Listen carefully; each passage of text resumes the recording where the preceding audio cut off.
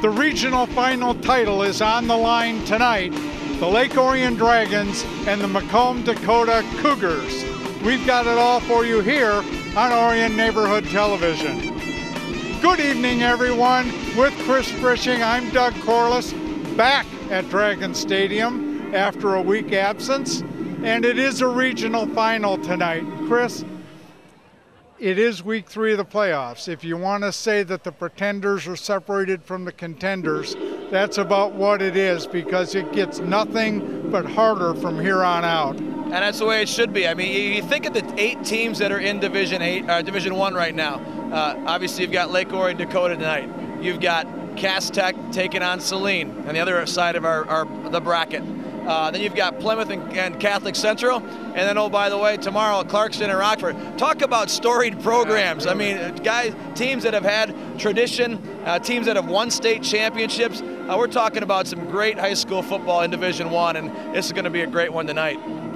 Dakota comes in here. They lost their season opener, but they've rolled since then, and it's been a pretty balanced attack for them. They put a lot of points on the board, but they're pretty stingy on defense as well. Yeah, they score almost 36 points a game and give up just over 13 points a game. Yeah, you're right. They are very balanced in what they do. They rush for about 172 yards a game and throw for about 136. So they're one of those balanced teams in that strong MAC Red program.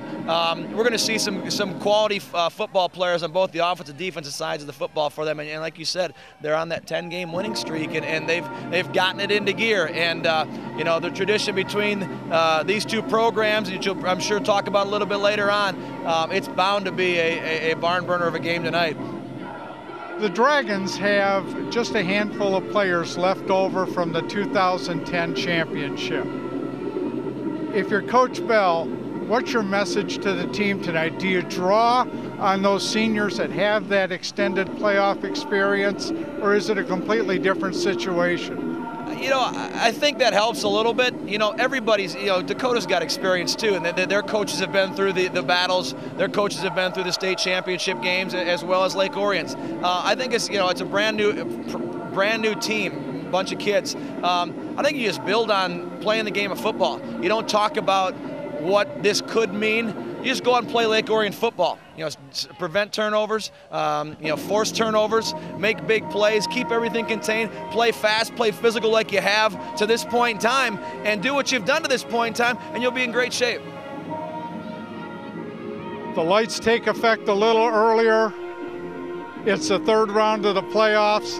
This is why you play football. This is why we bring you football. Stay with us.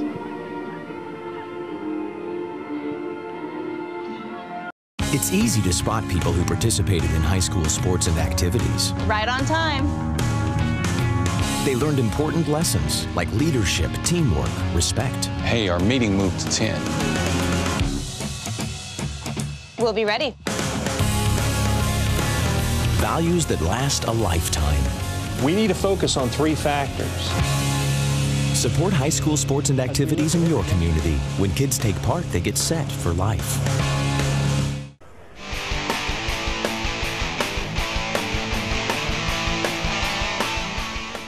Just under 9 minutes before kickoff, a regional final game between the Lake Orion Dragons and the Macomb Dakota Cougars. Dakota is coached by head coach Mike Giannoni. He's in his 15th year, 102-33 regular season, and 28-10 in the playoffs. Dakota was state champions in 2006 when they beat Rockford 35-16, and turned around in 2007 and did it again with a perfect season. 14-0, beat Livonia Stevenson 41-21.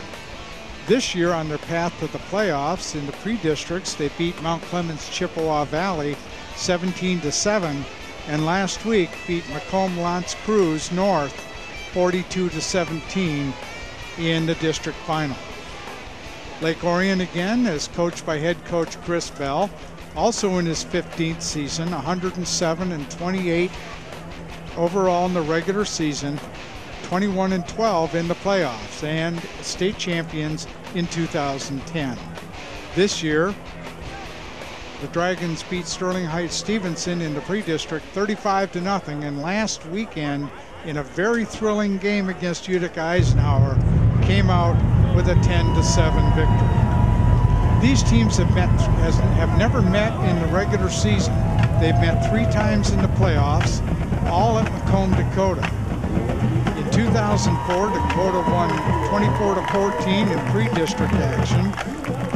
In 2005, Dakota won 27-13 in a regional final. And in 2007, Dakota won 26-14 in a regional final. And Chris, I gotta think as we go into your keys to the game that this is huge for the Dragons to finally be playing them on our turf. Absolutely, and that's why you fight and try to win as many games as you can in the regular season, so you have this opportunity at home. Because you're right, it has been difficult going on the road to Dakota for those 3 games that you mentioned in the playoffs. So, but you're right, and ultimately, in order for Lake Orion to come out on top tonight, I think they've got to try to make Dakota somewhat one-dimensional offensively. Slow down and contain their running back, Nick Catania, who has rushed for 857 yards, almost 6 yards a carry, has 12 touchdowns. And their senior quarterback, too, Richmond Render, thrown for almost 1,500 yards, 17 touchdowns, and 7 interceptions. He almost completes 65% of his passes, so he throws the ball well, and he's got a good long arm. He can throw the deep ball, he can throw the deep out as well. He also rushed for almost 250 yards as well on the ground, so he's a guy that you got to contain both in the pocket with his arm, but also on the perimeter as well. Lake Orion just got to continue to play solid defense like they did last week. I mean, Eisenhower had less than 80 yards total offense last week, and the quick, fast flow defense of Lake Orion. If they play like that tonight, they should be in good shape. Number 2, Lake Orion's got to improve or at least limit their special teams mistakes. They had some issues last week. The opening kickoff was returned for a touchdown in the Eisenhower game. Eisenhower also blocked a Lake Orion punt, and then also Lake Orion had a 70-yard punt return brought back on a touchdown. And on the flip side, Dakota last week against L'Anse Creuse North, number 1 Mustafa Abdur-Rahman returned a kickoff 88 yards after L'Anse Creuse North scored their first touchdown. He returned 188 yards for a kickoff return. So they've got to improve the special teams units this week as well. And then, thirdly, just enjoy the atmosphere. Go out and play like they have all year. Go out and coach like they have all year. And if they do those things, again, Lake Orion will be in great shape. Limit the turnovers, as we've always talked about. Limit the big mistakes, the stupid penalties, things of that nature. You limit those things in a big game like that, and you'll be just fine. Didn't get a chance to talk to Coach Giannone before the game.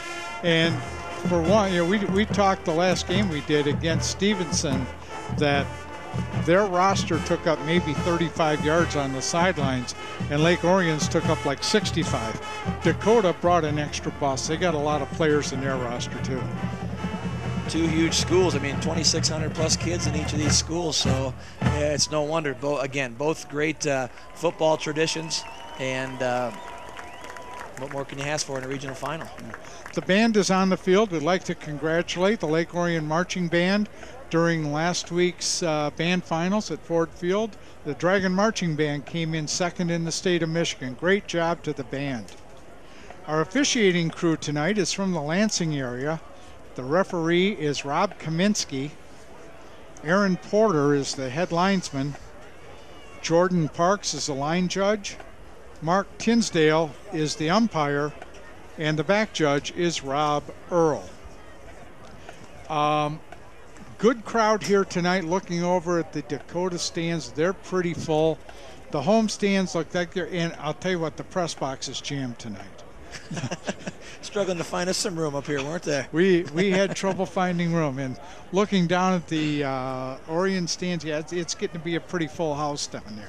And believe me, there will be plenty more people here come game time. As you mentioned earlier, that traffic was bad and so forth. But everyone wants to be here, just like we wanted to be here all week. Talked to a couple of the Dakota coaches, and that's what they said, that the traffic was just horrendous coming out M59 and I-75, and how well we know from going to Dakota just having to get through the traffic there. So as usual, the cheerleaders are in under the Dragons banner. The moms formed the tunnel, and the Dragons should be making their appearance very shortly, under 3 minutes before kickoff.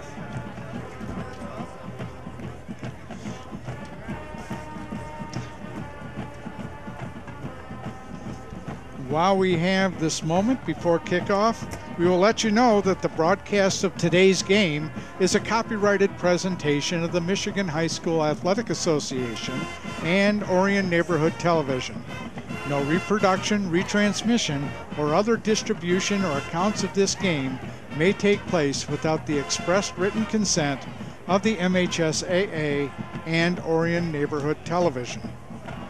And since we couldn't get them in a lot during our last game, we'll let you know that DVD copies of this game and anything in our vault for Orion Neighborhood Television can be purchased by calling ONTV at 248-693-3377 or 248-393-1060. For only $10, you can get a copy of not only this game, but any game or program in our broadcast vault. That's DVD copies at 248-693-3377 or 248-393-1060. Chris, we mentioned it in the pregame. Daylight savings time is over. The lights take effect a little sooner, and it's just a great atmosphere. Stands are full. It's just a great atmosphere for what should be a very good football game between two very good teams. Yeah, and as I'm driving up here myself, I'm thinking I'm an hour late because of the weather, and not the weather, but the lighting out there and the sun not being out. But you know, someone's sun is going to be shining brightly at the end of this game, and that's why they play these games. I mean, it's going to be knock them out, drag them out, and physical on both sides, and there's speed on both sides, and two battle-tested teams, and you couldn't ask for anything more in the regional final. Yeah, you know, it's one of the things we touched on in pregame is that the time going to the players may not have been through this atmosphere, just a handful for Lake Orion, but the coaches have been through the wars. They know what to expect. They know how to prepare the teams. So, yeah, it's going to be different. It's going to be exciting. But then again, the coaches are there to keep that little sense of normalcy and keep everybody on an even keel as the Dragons take the field.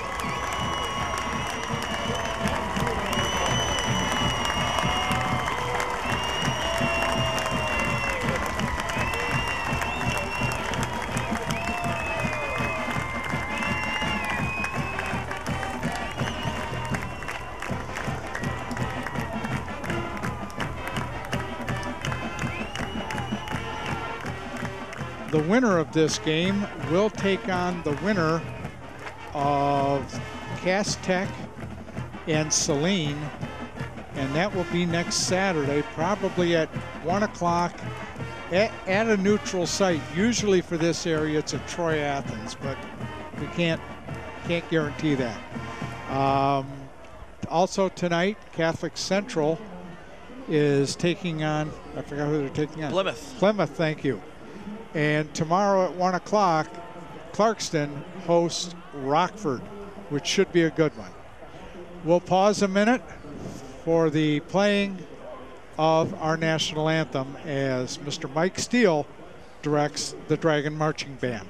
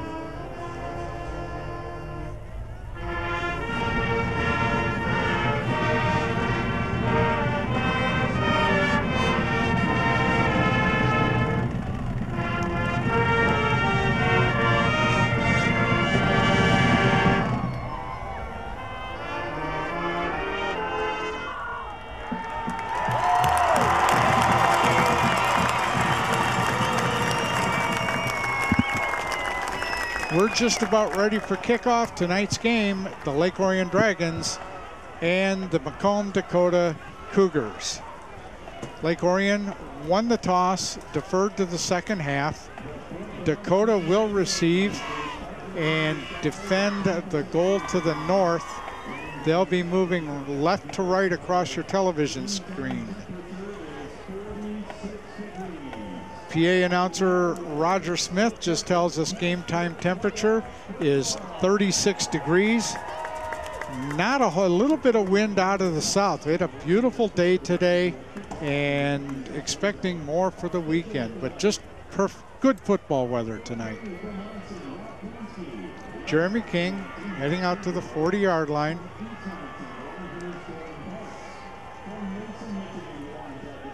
Number 1, Mustafa Abdur Rahman back deep, along with number 3, Brendan Mangan for the Cougars.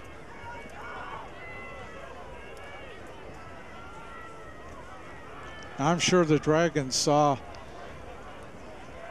Mr. Abdur Rahman at work last week, and we may see the pooch kick again. Yeah, short lineup by Jeremy King. Approaches, puts a foot into it. High short kick coming over, and Abdur Rahman took it about the 17-yard line, stepped right out of bounds. So Dakota will take over 1st and 10 from the, we'll call it the 18-yard line. I think Lake Orion got a break there. I mean, that ball looked like from here it was clearly going out of bounds, and Abdur Rahman goes up and catches it and runs himself out of bounds instead of getting the ball at better field position with the ball going out of bounds. Cougars take over at their own 18. We'll try to set the Dragon defense. Nick Bolgemeyer and Alex Plord are the cornerbacks. 21, Brandon Clements, and number 10, Nick Booker are the safeties. Ethan Groh at a linebacker spot, along with number 15, Connor Grant. Number 10, Richmond Render, is the quarterback for Dakota. Single setback in the backfield. Double fumbled snap. Picked it up, thrown out to number 39, Matt Crossley. And he was pursued and dropped for about a 2-yard loss. Yeah, the little bobble by Render threw off the timing just a little bit. And smart enough to be able to not go down and get the ball and not put the knee down on the ground. And Nick Booker does a nice job on the little swing route, forcing a 2-yard loss. Yeah, and he had the presence of mind not to panic, pick the ball up, try to get a play out of it. So 2nd and 12 from the 16. Double wide to the right, single wide out to the left. Back to throw, looking, throwing deep. Over the head and picked off. 21, Brandon Clements on the return, and he takes it inside the 25 to about the 21.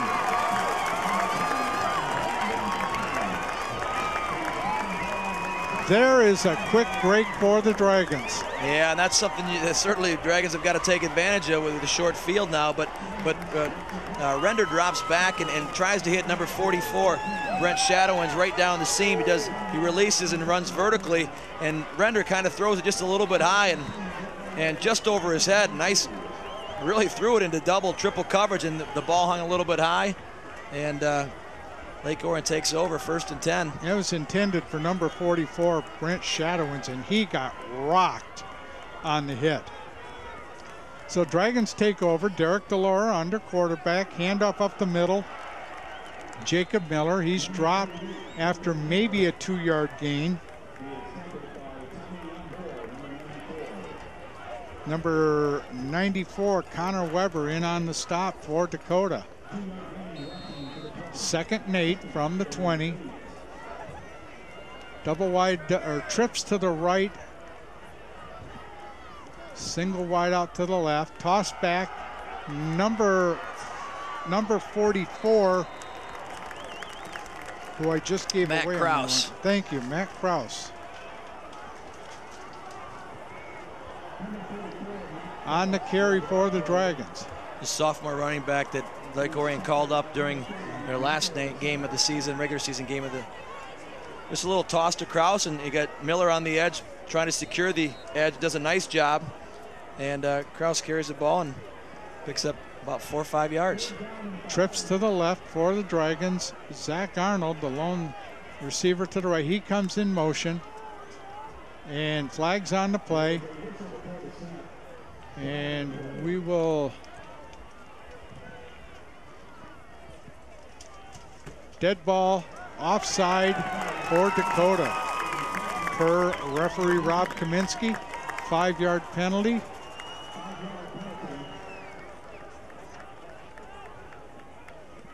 Five-yard penalty, that'll bring them close to a first down.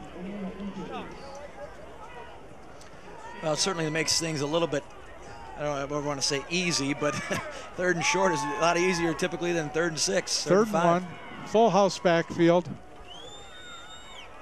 Chris Lee on the carry, breaks free, in, touchdown Lake Orion Dragons.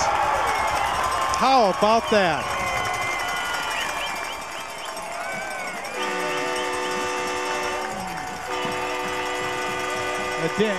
As we saw before, it looks like he's bottled up at the point of attack, and he just finds that little crease in there and gets through for the touchdown. So Jeremy King will be in for the extra point. Nick Booker will hold. Connor Grant's the long snapper.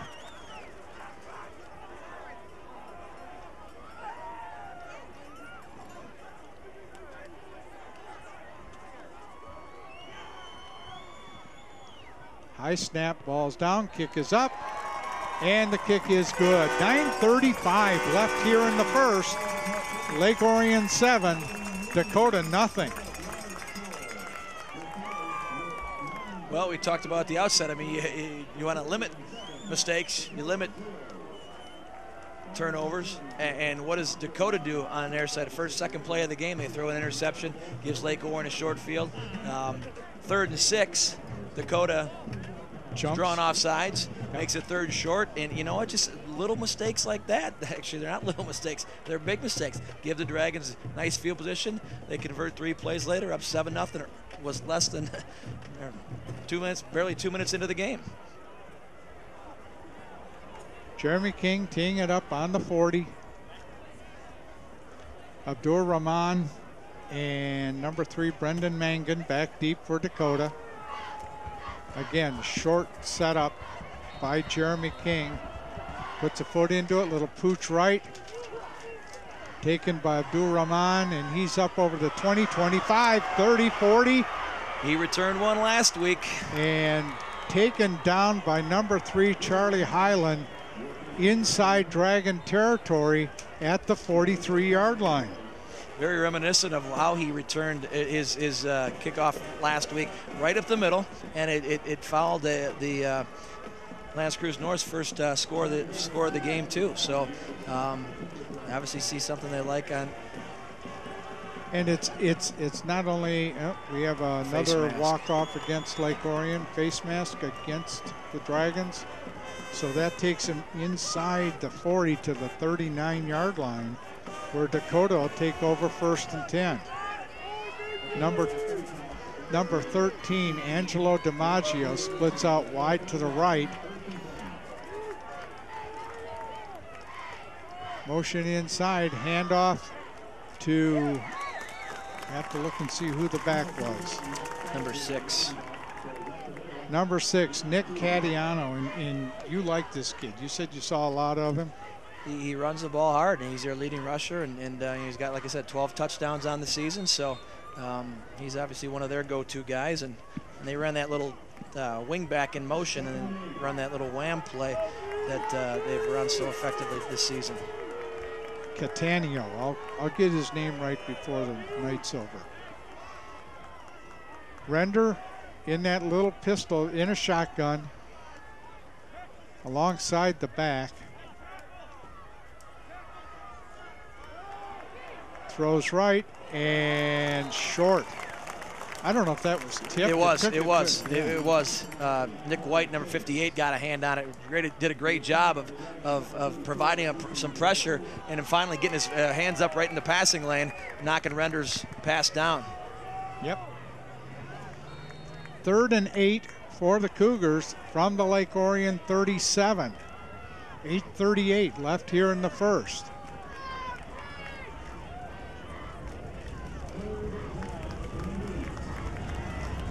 Brent Shadowins comes out wide to the right, trips to the left. Catania in next to that, throws, caught, short of the first down. Number 35, or was that 35? 39. Matt Crossley on a crossing pattern, and number 21, Brandon Clements, brought him down.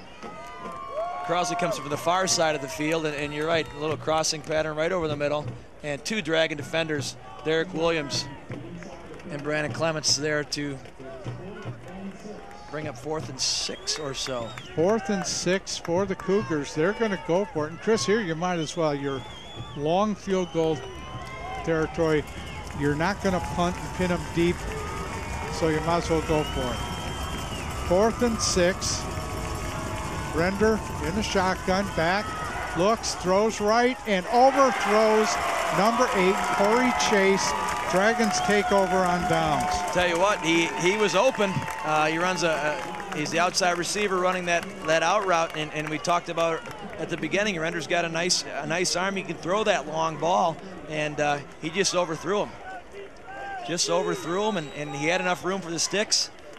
Alex Plord sitting a little high on him to prevent something going deep, and they're just overthrown by Render. So Delora leads him out, 1st and 10 from the 25-yard line. Chaz Miller splits wide to the right. Jeremy King split left. Corey Esther in motion. Handoff up the middle. Jacob Miller, he gets maybe 3.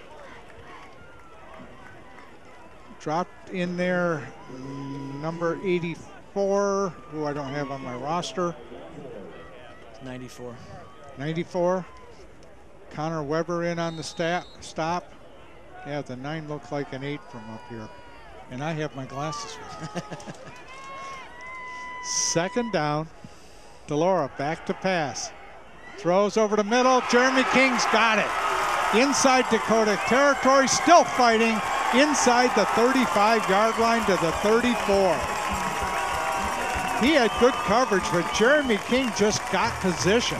Well, that's a great point, Doug, and he does a nice job of keeping that defender, number 4, Eric McClem, on his backside, and just kind of fighting for it, just like he's going up for a rebound, boxing him out.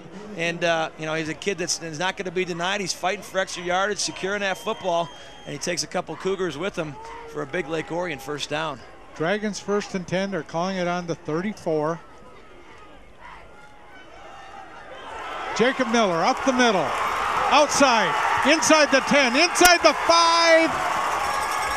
Wow, touchdown Lake Orion Dragons.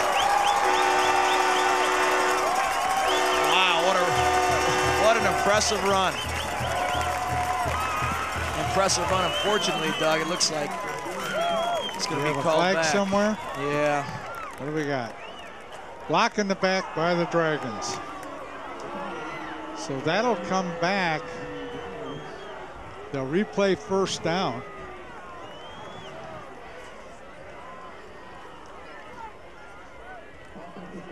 Ball comes back to the 26-yard line. Miller right up the middle, and he's fighting off tackler. 1 miss there, 2 miss there, and was able to bounce into the end zone. Unfortunately, it was brought back. We don't quite see who the block in the back was on, but Lake Orion, good field position inside the 27-yard line. Twins to the right, Corey Esther in motion. Handoff up the middle, Jacob Miller again.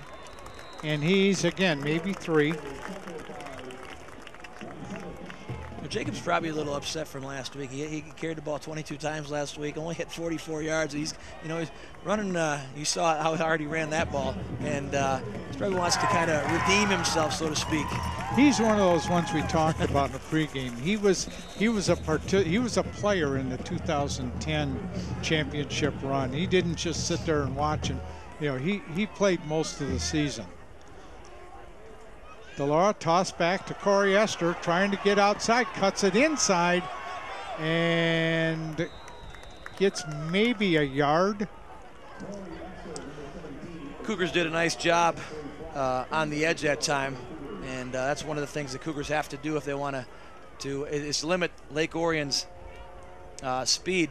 Number 93, who we'll talk quite a bit about, Tony Balabani, is a sophomore defensive end for the Cougars, did a nice job of setting the edge. Chris Leak wasn't able to stay on that block, forcing Corey Esther to cut inside where the rest of the Cougars defenders were to clean him up. I think they got the down box wrong. I think it's 3rd down. Handoff, Miller stood up at the point of attack and dropped. Yeah, number 93, Tony Balbani, in on the tackle. Didn't they had the Miller run on 1st down.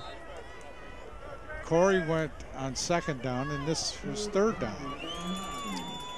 But the box in the scoreboard show 3rd down, so we'll go with 3rd down. 3rd down and 9, they're calling it, from the 23. Delora back to throw, got pressure, lets the ball go, cut and dropped. Jeremy King had to go up for it, and Derek Delora had to get rid of it because he was blasted just as he let the ball go. In Jeremy King's hand and right out, so to bring up a 4th and 9 for the Dragons from the 23. Pretty impressive to be able to get the ball off and not be able to step up in the pocket and put that much on it to give Jeremy a chance to catch the football with that pressure he was receiving. So great effort on both ends by Delora and King. Unfortunately, it results in a Lake Orion field goal attempt. King set up from the 30-yard line, 40-yard attempt. Nick Booker will hold.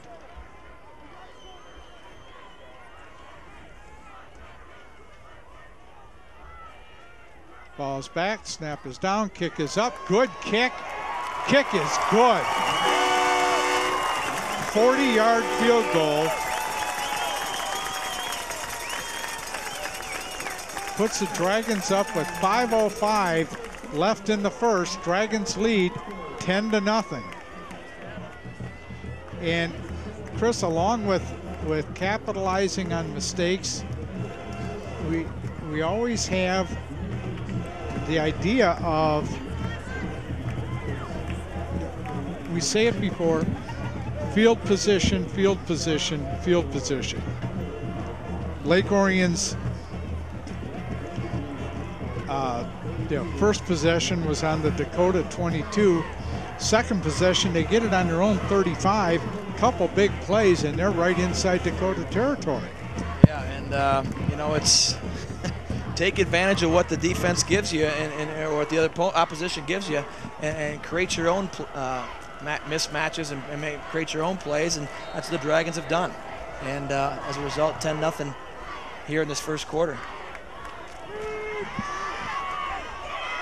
Number 3, Brendan Mangan takes the kick. He's up to about the 40-yard line. Brought down. Number 15, Connor Grant, came out holding up the football, but it'll be Dakota's ball. With that kick, Jeremy King has now set a Lake Orion record for field goals in a career. Congratulations, Jeremy. And he's had some pretty good competition in there. I think Jeremy could have made that one from 50. Yeah. So 1st and 10 for the Cougars. Render. Handoff. Nope, on the keeper. He gets maybe 6 to the 46-yard line. Stopped by Derek Williams. Brings up a 2nd and 4.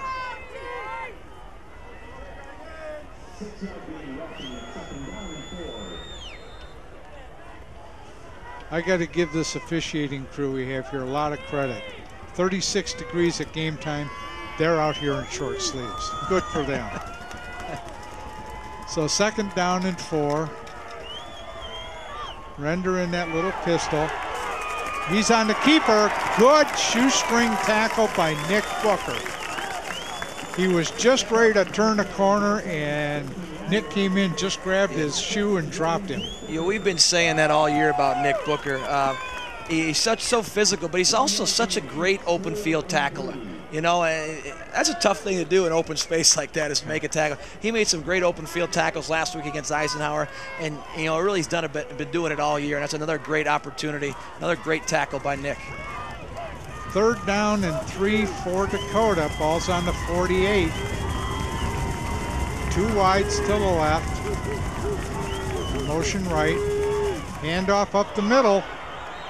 That was number 39, Matt Crossley, on the carry, and he's got a Dakota 1st down. Nothing fancy about that, just right up the middle. No, I just like to run number 6 right up the middle on an isolation elite play. And again, Nick Booker reached in, just grabbed a shoe and brought him down.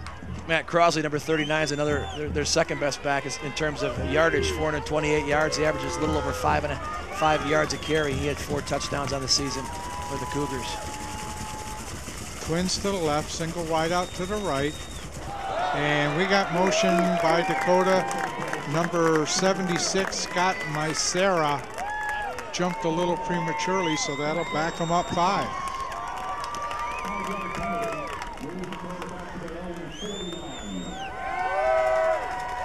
Moves them back inside Dakota territory to the 49-yard line.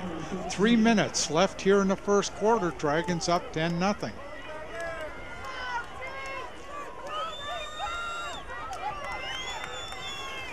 Number 44, Brent Shadowins, comes out wide to the right, trips to the left. Pressure, throws, incomplete. There were more green shirts over there than there were white shirts. Yeah, he was fortunate. Render was fortunate there. Derek Williams is in his face, and Nick White did a nice job of going with a swing route there. And luckily for the Cougars, that ball was poorly thrown. Otherwise, that might have been Nick White going six points going the other way.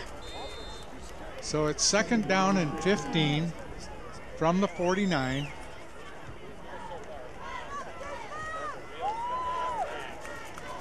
We talked at the outset about Render throwing for almost 65% of his passes to this point in time in this 1st quarter.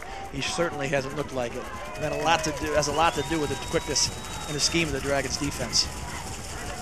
Render rolls right, looking, throwing, caught, number 13, Angelo DiMaggio, and they're going to mark him down about the 32-yard line. Good enough for a 1st down. Sure, as soon as I say that, what does he do? Throw a nice ball on a 1st down. Well, it was high. He had to go up and get it. But good throw on the run. Yeah, he's got plenty of time. Throw up, step up, and DiMaggio knows where the sticks are. He's caught 29 balls on the season for Dakota and 4 touchdowns. He's their 2nd leading receiver, and just throws a nice route and runs a nice route. Render throws a nice ball for Cougars' 1st down. Nick Vogelmeyer on the stop for the Dragons. So it's 1st and 10 for the Cougars from the Lake Orion 33. Render again in the gun. Throws right over the head of number 39, Matt Crossley. Yeah, he seems like he's a little off target on his throws tonight. Yeah, Crossley in the slot running just a little simple 5 and out, and I don't know if it was, again, somebody in the passing lane. He's having a tough time seeing over his line or what, but he just kind of sailed that ball. The release point was a little high over Crossley's head. 2nd and 10 Cougars. It doesn't look like he's getting his feet set. He's bouncing up and down and then letting the ball go. So 2nd and 10 from the 33. Twins to the left, single wide out to the right. Crossley split wide to the right. Render, handoff up the middle. Number 6, Nick Catano. And he gets a yard maybe. A little fancy play action, a little fake over to the left side, and a little, I don't know what you call it, well, almost like a Statue of Liberty type play. Yeah, a little reminiscent of Statue of Liberty play. And trying to get the Dragons defense to flow with a swing pass to the left, but it certainly didn't work in this case. So 3rd and 10 from the 33. Under a minute and a half left here in the 1st. Render back to throw, getting pressure. Still rolling, looks, and the ball popped out and went out of bounds right about the line of scrimmage. So it'll be 4th down for Dakota from there. What does that tell you on the back end defensively for Lake Orion, what they did? You know, Render's got plenty of time to roll out. He's got some pressure coming from the backside of Nick White. Nice block there. But he's got time downfield and just nobody open. Yeah. He had forcing Render to keep the ball, and ultimately Brennan Rourke knocks it out of his hands and out of bounds. Dragons were a little unsure defensively what Dakota was going to do. When they dropped back into punt formation, Dragons took a timeout. So we got 1:12 left here in the first. Be sure to tune into replays of your favorite games right here on ONTV. Tune in Tuesdays, Thursdays, and Sundays at 7 p.m., Saturdays at 1 p.m. for the most current games in our lineup. Games are also replayed throughout the week, so check out our program guide on our webpage at OrionONTV.org for replay times that best fit your viewing schedule. Also visit our YouTube link for games on demand, www.OrionONTV.org. Good timing on that, because just as we come out of that, we're ready to resume action. Trying to see the number of the punter. 83, is it? 93. 93. Yep. Tony Balbani, he's Mr. Everything. Jacob Miller's back at the 10, but he's probably going to just watch it go. This is where we tried to tell him straight up in the air, not a bad punt. And I couldn't see if Jacob signaled for a fair catch because he had a Dakota player boxed him right out. He did. It's kind of that Australian type punt. That ball's pointed straight down, just kind of pop it up in the air and hope it bounces for the Cougars. And you know, it's a situation where if you're Dakota, you start playing that field position game, and you know, don't try to kick a field goal or don't try to go for it. Play the field position game, see what the Dragons can do offensively. You've given the Dragons to this point in time short fields to work with. Make them carry the ball and drive the ball the length of the field to earn their points. 1st and 10 for the Dragons. Lake Orion comes out in the full house backfield. Chris Lee, Jacob Miller, and I'm trying to see who else is in there. Dom Giovazano, and right up the middle, Dom Giovazano out to the 42-yard line. They're going to mark him down on. Quick hitter, and he had a lot of room once he got through the line. Nose of the football right on the 42-yard line. Dragons going hurry up, full house again. Giovazano again, he's got open field, down to the 20 and down. They're going to mark him down on the 20.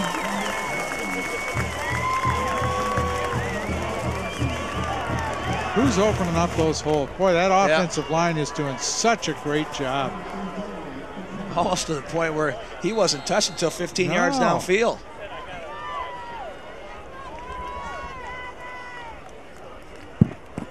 So 1st and 10 for the Dragons again. Chris Lee on the carry. He sheds a couple tackles. He's still got his feet moving.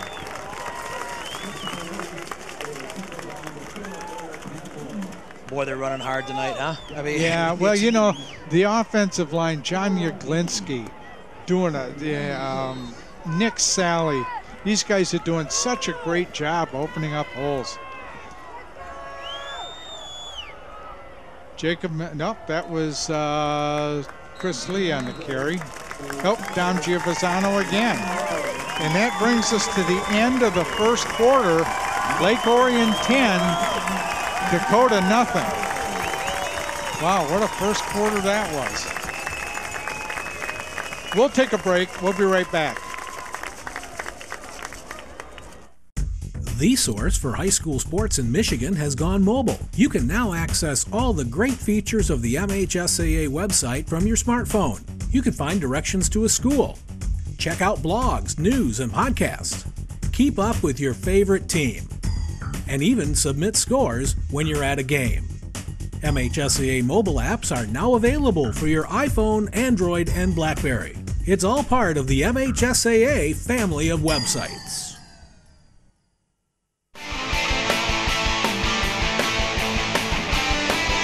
just ready to start the second quarter.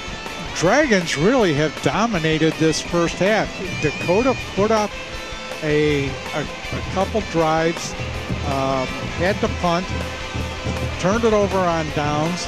The Dragons, when they've had the ball, have made the most of it. Made the most of it, absolutely. And you know, we talked about Render, their quarterback, being a little erratic to this point in time, throwing that first interception on the second play of the game and so forth. But again, Lake Orion's taking advantage of the opportunities given to them, and you know, it remains to be seen on this drive at 3rd and 3 right now. But you know, Lake Orion started this drive about 5 plays ago on their own 15-yard line. 3rd and 3 from the 13. Dragons stay in the full house look. Miller, Lee, and Giovazano.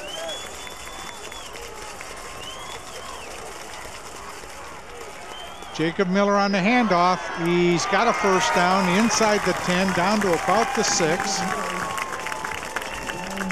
And you know, it's one thing that they can go to that, but then you're asking your receivers, Chaz Miller and Jeremy King, to come in and be blocking ends. And they're able to do it without any problems at all. I mean, it just keeps moving. They've done it all year this way. 1st and goal for the Dragons. They're calling it on the 7. Stay in the full house. Giovazano gets the ball, and he gets maybe a yard, down to 2 yards down to the 5. It'll bring up 2nd and goal.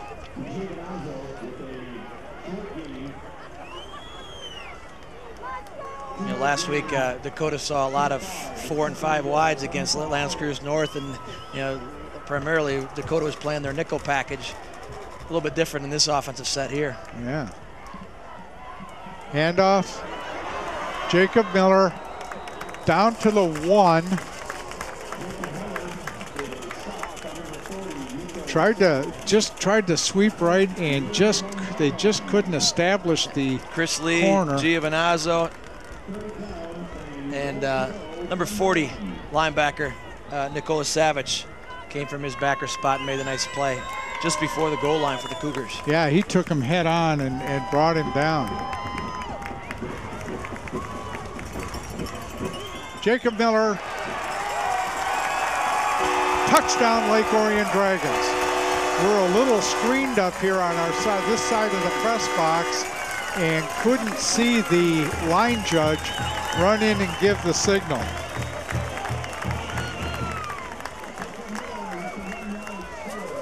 Nothing but want, nothing but desire, nothing but, as we've talked about all year, a nose for the football, or for the end zone, And a nose for the first down. Let's not forget the forward lean. Absolutely.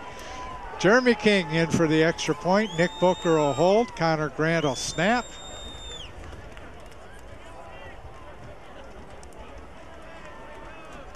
Snap is back, ball is down, kick is up, and the kick is good. 10:34 left in the second. Dragons now lead 17-0. Okay. Go mobile with ONTV anytime. Follow us on Facebook, Twitter, and YouTube on your mobile devices. Connect with ONTV to see what's happening in our new studio, see upcoming events, and watch ONTV programs in high definition on demand. ONTV, working to bring Lake Orion to the world. Well, we talked about Coach Giannone for the Cougars, you know, punting that ball early, late in the first quarter, excuse me, and wanting to play the field position game, forcing Lake Orion to drive, in this case, 85 yards. And how many plays was that drive? Seven plays, 85 yards. 2 Dom Giovanazzo big runs, and boy, so far, very, very impressive by the Dragons.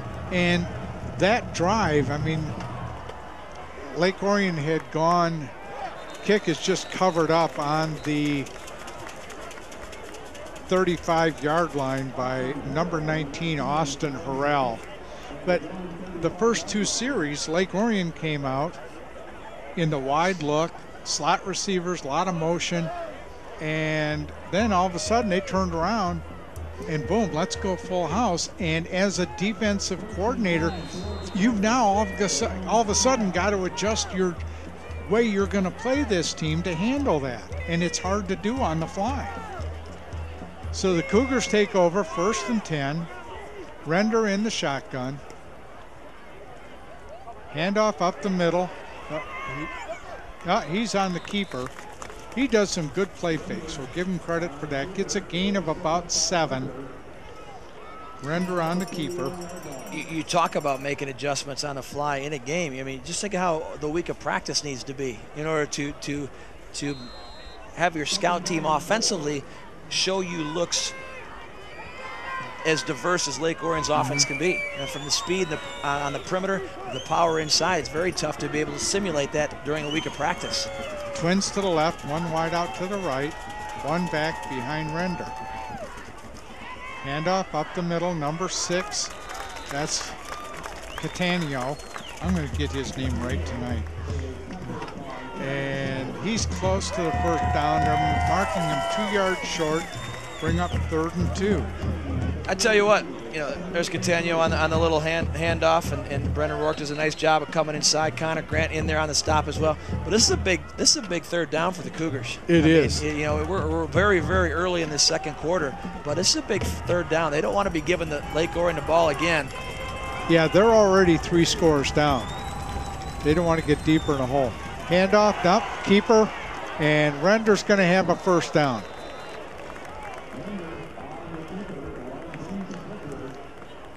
Made the play fake to Catania and just kept it, went around left end, got the 1st down. Got just what he needed. Nice play action fake. You got three guys, Nick White will be one of them, going inside and tackling the fake, the ball carrier, who they thought was the ball carrier. And Render does a nice job of keeping on the edge for the 1st down.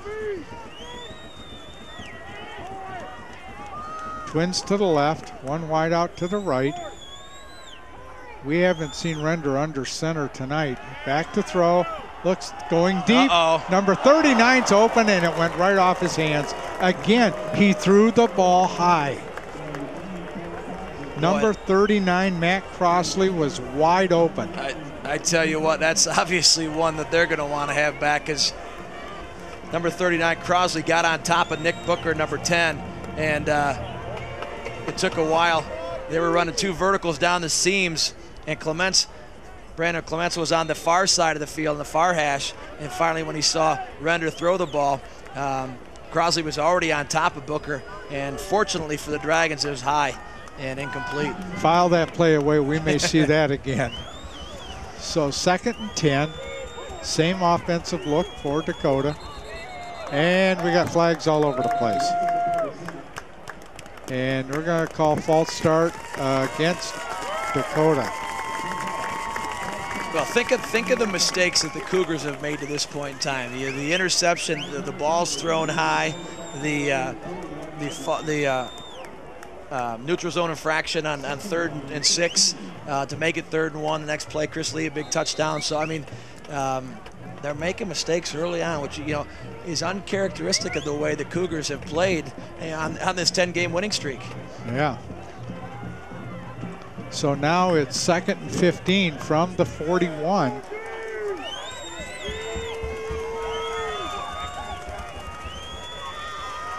Pressure.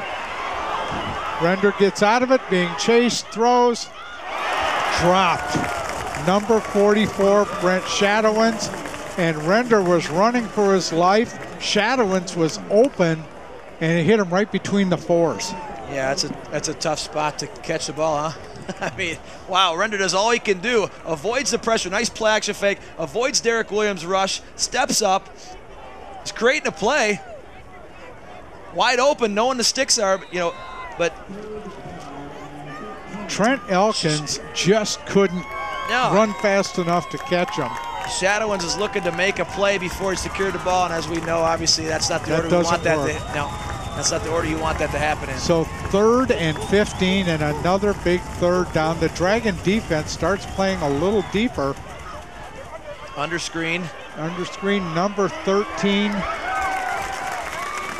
Angelo DiMaggio, and he got back maybe some of the penalty yardage plus a yard, and Dakota's going to have to punt.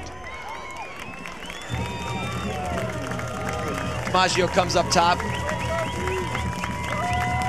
on a little middle screen, kind of runs into his own lineman, number 76, Scott Mazra, and kind of holds up DiMaggio just a little bit, and before you know it, the Dragons are there to force fourth down. Jacob Miller and Nick Booker back deep for the Dragons.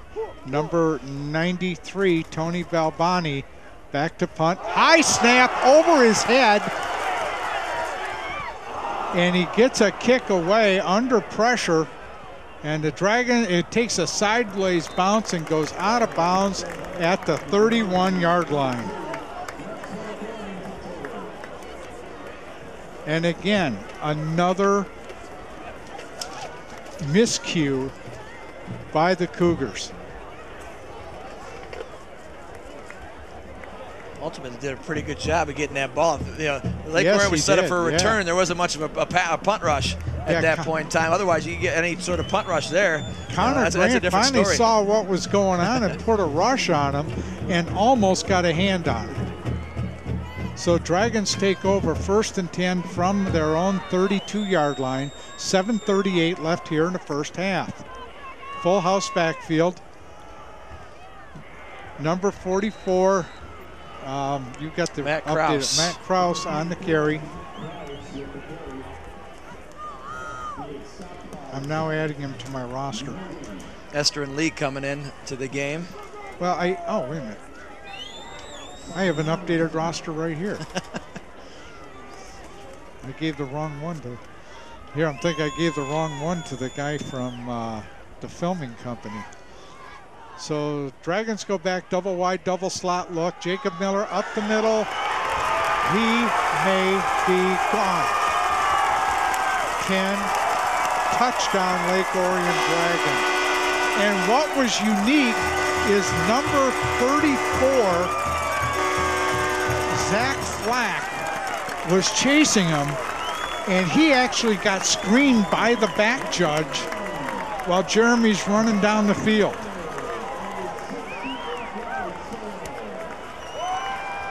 Esther comes in motion, and Sally pulls, and you're right, just for a little bit, a nice stiff arm on number 43, and there's no secondary help there, and Miller's off to the races for 6. Jeremy King in again for the extra point. Nick Booker to hold.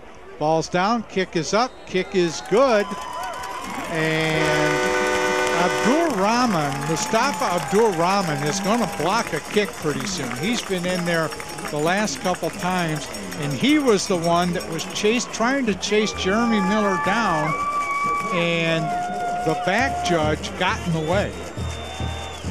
Well, 69 yards in one play. Have we said efficient before this year? All through the season. And if you're Coach Giannone, you can't wait for halftime to go in and try to get your team settled down.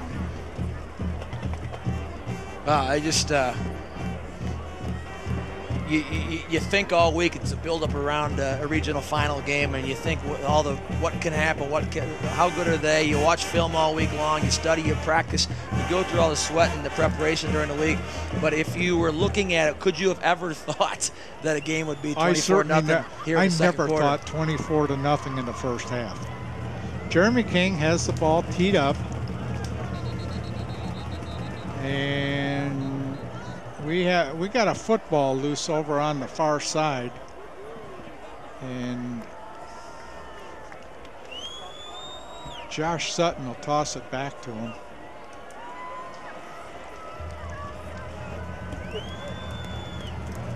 Again with a short approach, little squib kick, picked up by one of the up backs, number 19, Austin Harrell. And he's going to be dropped right about the 39-yard line, where Dakota will take over 1st and 10. It's a situation where obviously the last couple of weeks special teams haven't been up to par for what the Dragons are doing. But hey, you know what? We're going to put it on the shoulders of our defense. Defense has been so good, so fast, so physical all year long, and you know what? Force them to drive it 59 plus yards. I mean, and see what they can do, and that's what good football teams do. Yeah, I mean, I'll give their returners credit because Brendan Mangan and Mustafa Abdur-Rahman. Even with a pooch kick, they were getting good returns out of them. So Cougars take over 1st and 10 on their own 39-yard line. Twins to the right, single wide out to the left. Render throws, got 44. Brent Shadowins, he breaks one tackle. Now we got a late flag. So we'll check that out. Maybe a hit out of bounds. Referee Rob Kaminsky will give us a sign. He's having they're having a little conference over there. It's about the 3rd or 4th time that Renders like to look for that little back in the flat, whether it's the back or the slot receiver in the flat. Dead ball personal foul against Lake Orion, so that'll add another 15. And those are the things that we again talked about it, because it's unfortunately for the Dragons, it's happened what seems like fairly often this season, and those are the things that obviously gnaw at you, and the things you can't afford to do. You can't allow the Cougars to get back into a game with stupid stuff like that. Exactly. You're up 4 scores right now. You keep a cushion like this, yeah, you're going to a semifinal. You can't make those kind of mistakes.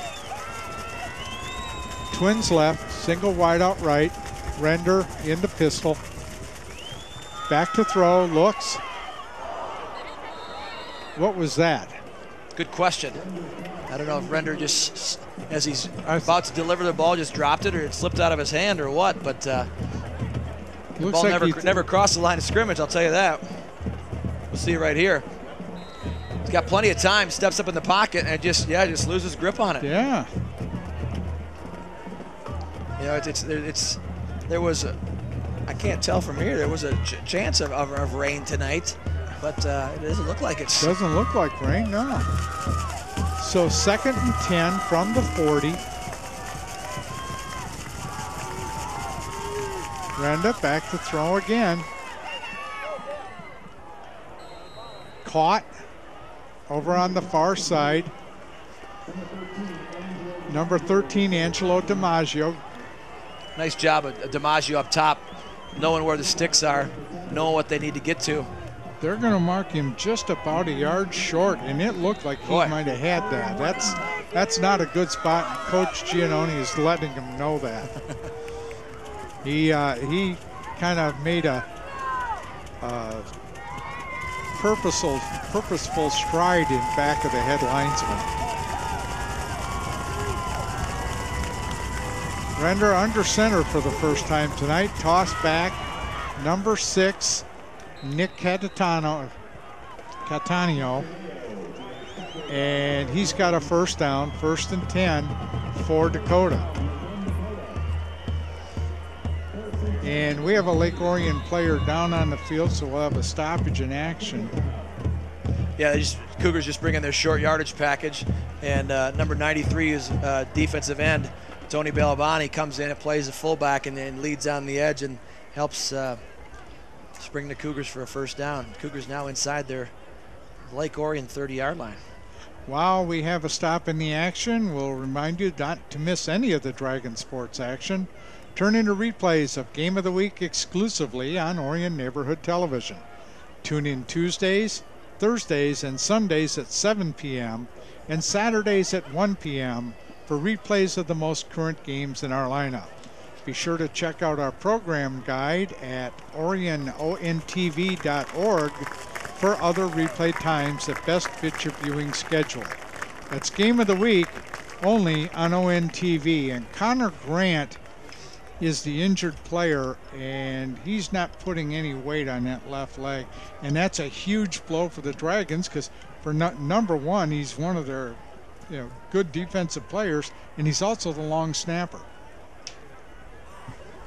So we'll see how this develops. In the meantime, Dakota has a 1st and 10 from the Lake Orion 28. 5:14 left here in the second quarter.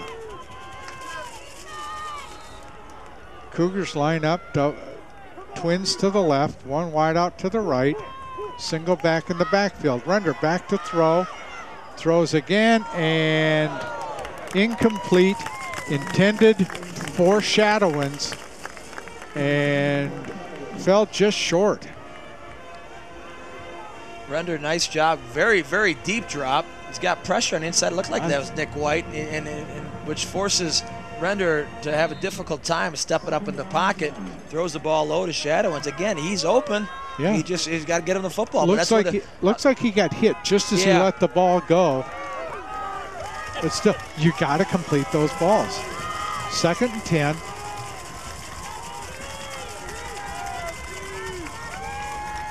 Render back to throw, looking left, throws over the middle, tipped, and incomplete. Was it Nick White that tipped it? The ball got tipped just past the line. See who got a hand on it.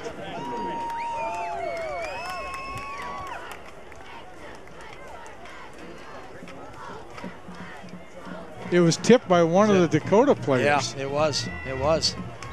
Not only is Render, sitting back in that shotgun, but he's taking a 5-step drop out of. In addition to him being in the shotgun, allowing his wideouts to get downfield, and that's a tough thing to do if you're Dakota's offensive line to hold. He's adding another 10 yards onto his throws.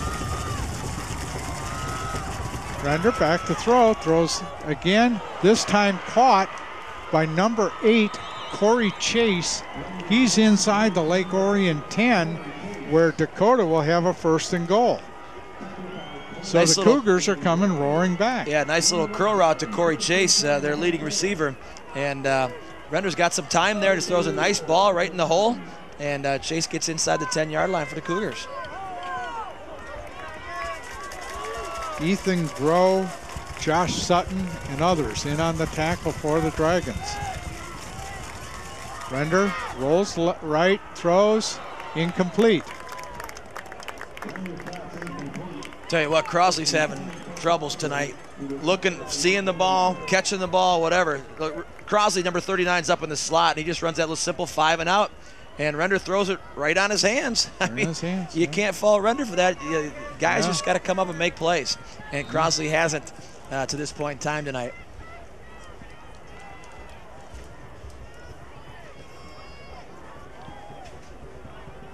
And we've seen it before. Render has to go over to the sideline after every play to get the next play from the offensive coordinator. It takes a little time.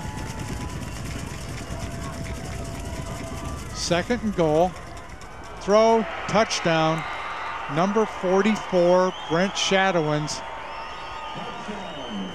Just tight end dump, and that's all they did. They ran it a couple times last week against L'Anse Creuse North, and finally got Shadowins the ball. He's the tight end on the top. And Shadowins doesn't get jammed at the line of scrimmage and has a clean release, and 5 yards downfield, he turns around, Render throws him the football, touchdown Cougars.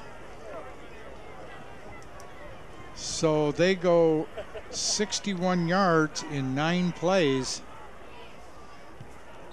Kick is up by number 30,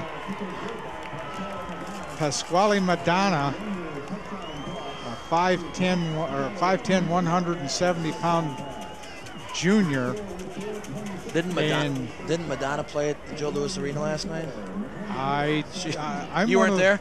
No, I don't think she's relevant anymore. I'm sorry. When you start to get people that are almost my age and they're still performing, don't have a whole lot of relevance. So the Cougars cut the Dragon lead 24-7, 4:26 left in the first half. Dragons will get the football to start the second half. For Dakota, it's a nice drive. You're down 24-0, and but let's also say with that, it was aided by a 15-yard personal foul penalty on the Dragons. Good point. Good point. So number 15, Josh Ruber, will kick off for the Cougars. Chris Lee, Nick Booker back deep for the Dragons. Kyle Bell's the up back.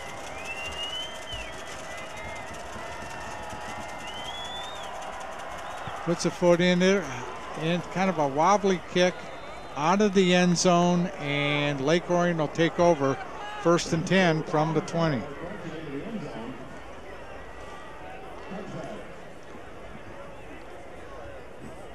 And I think if you're Coach Bell, you don't sit on anything. You go down, you try to score and score again. Do what you've done to this point in time in the season, do what you've done to this point in time in the game, and keep playing Lake Orion football. That's all you can do.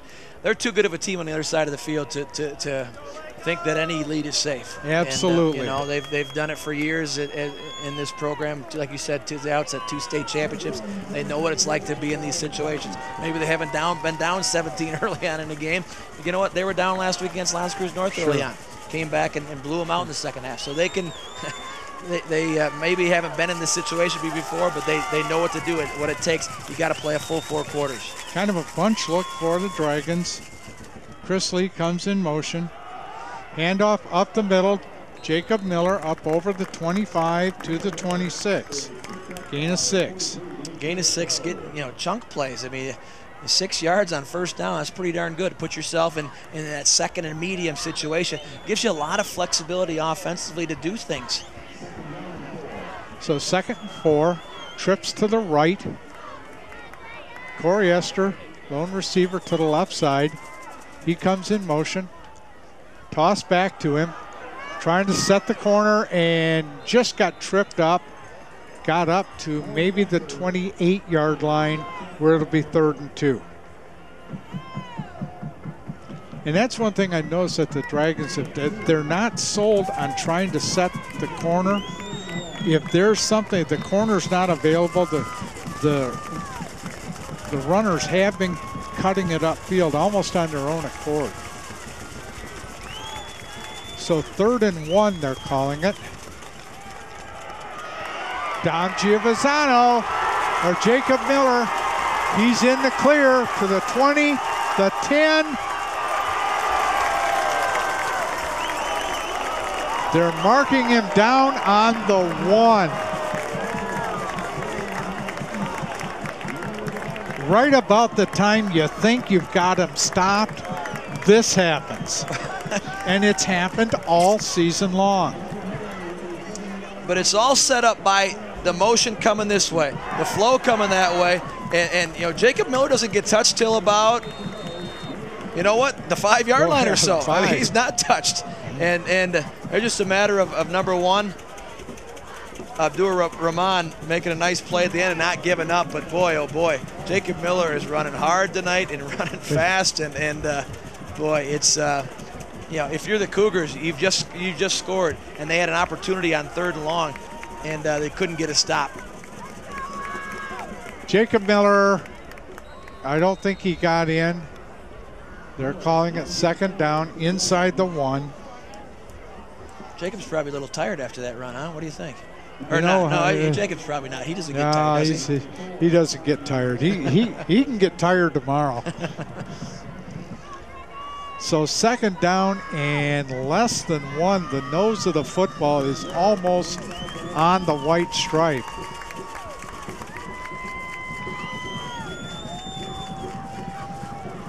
Full house look again. Jacob Miller, touchdown Lake Orion Dragons. He did all the work. Let him get the touchdown. Reward him, right? Absolutely. You know what? He did all the work running the ball, but it's those guys up front that are really doing a heck of a job tonight, creating the holes for guys like Miller and Giovanazzo and so forth to gain these yards. It's been very impressive up front with the Lake Orion offensive line. Jeremy King in for the extra point. Nick Booker will hold. Trying to see who the long snapper is.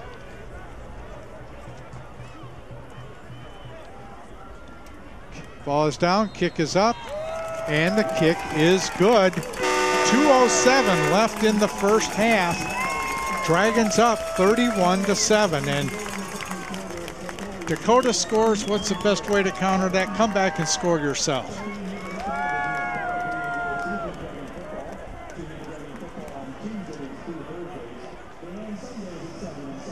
Have you ever wanted to work behind the scenes on a TV show? Well, now's your chance. Video classes at ONTV are now enrolling. Call 248-693-3377 to reserve your seat today. Orion residents paid just $10 for our 5-week classes. Our next session is starting soon and space is limited. So call 248-693-3377 for more information. Yeah, looking down there at the offense line, and again, at the offensive line, you can't give those guys enough credit for what they're doing. Nick Sally, you know, we don't talk about them a lot during the season. Nick Sally, Brett Cunningham, Mitch Matthews, number 53, John Yaglinski. These guys just go out and they don't get the headlines.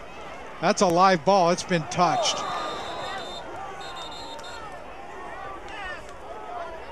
Let's watch a call. The conference is there. Wow. The ball hit a Cougar player, and a Dragon player grabbed it and took it out of bounds. Was that Nick Vogelmeyer that took it? It was Corey Esther, wasn't it? We're going to hopefully see this again. No, I'm just being told we're not going to see it again. It bounced right over number 14, Mike Stawinski's head. And they are awarding it to the Cougars. Yeah, they are. Saying he was out of bounds before he secured possession of the football. So Cougars take over, 1st and 10 at their own. That's dodging a bullet if you're Dakota. So Dakota takes over, 1st and 10, nose of the football just touching the 35-yard line.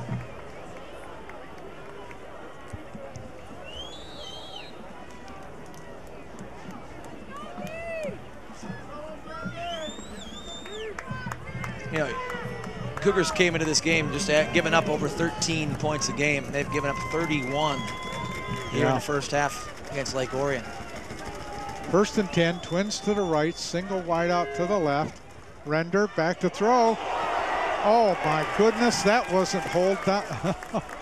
It's coming back. I think everyone in the stands saw that one. There were about 7,000 officials in there, all ready to call holding on that, because Nick White just got tackled. So that'll come back 10.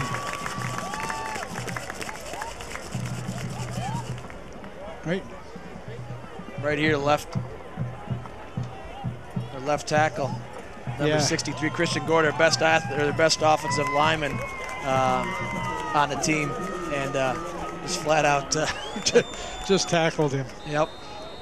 So that brings up a 1st and 18 since it's a spot foul. Same offensive look for the Cougars. Handoff to Catania. Cantillo, help me out with that. You know, this might be a situation where if you're Lake Orion, after this next play, you depending upon what they get, you call a timeout and use that last timeout to your advantage and play that field position game again. You know, Dakota seems content to let this as best they can, let this quarter run out and get back into the halftime, make adjustments. Render back to throw, getting pressure, and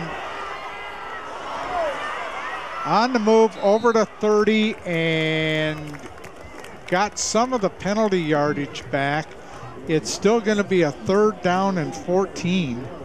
Well, now that's you know, Render does a great job of eluding multiple Lake Orion would-be tacklers, but he also does the Dragons a favor that he gets out of bounds, and then Lake Orion now, as a result, does not have to use a timeout that they can conceivably use if they get the ball back. Yeah, Ethan Groh chased him out of bounds, so it's 3rd and long again. 3rd and 15 they're calling it. from the 30. Render rolling right.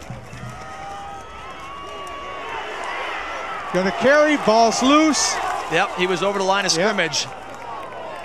Yeah, that's going to be an illegal forward pass against Dakota.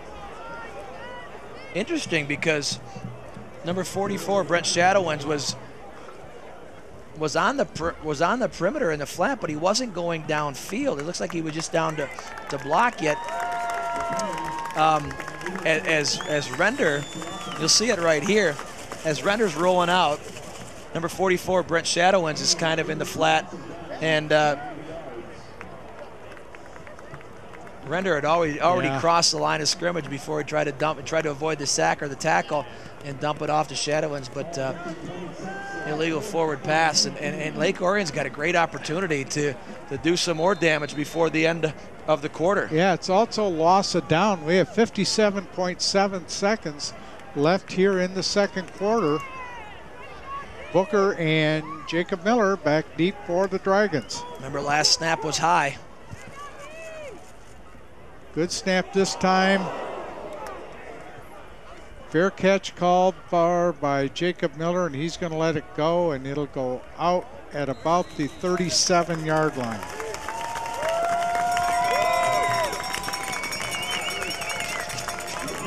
So that took about 11 seconds, 46.8 seconds left.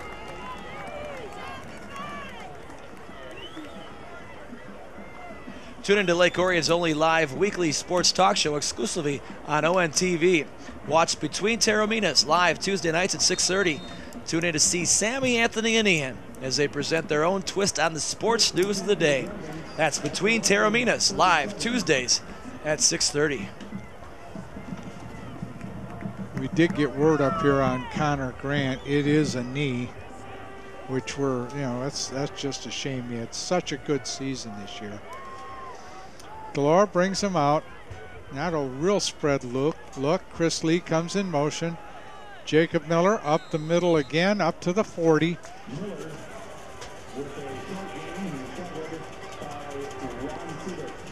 And yeah, because I think the Dragons are, if they score, fine, but I don't think they don't care if the clock runs out or not. Because there wasn't the big sense of urgency to get up to the line. This should be the last play of the half. Jacob Miller again up to the 45-yard line.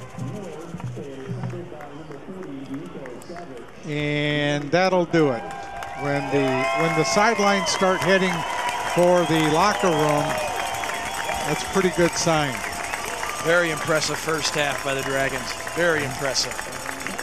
At the end of the first half, your score, the Lake Orion Dragons 31, the Macomb Dakota Cougars 7. You're watching coverage of Lake Orion Dragon football here on Orion Neighborhood Television.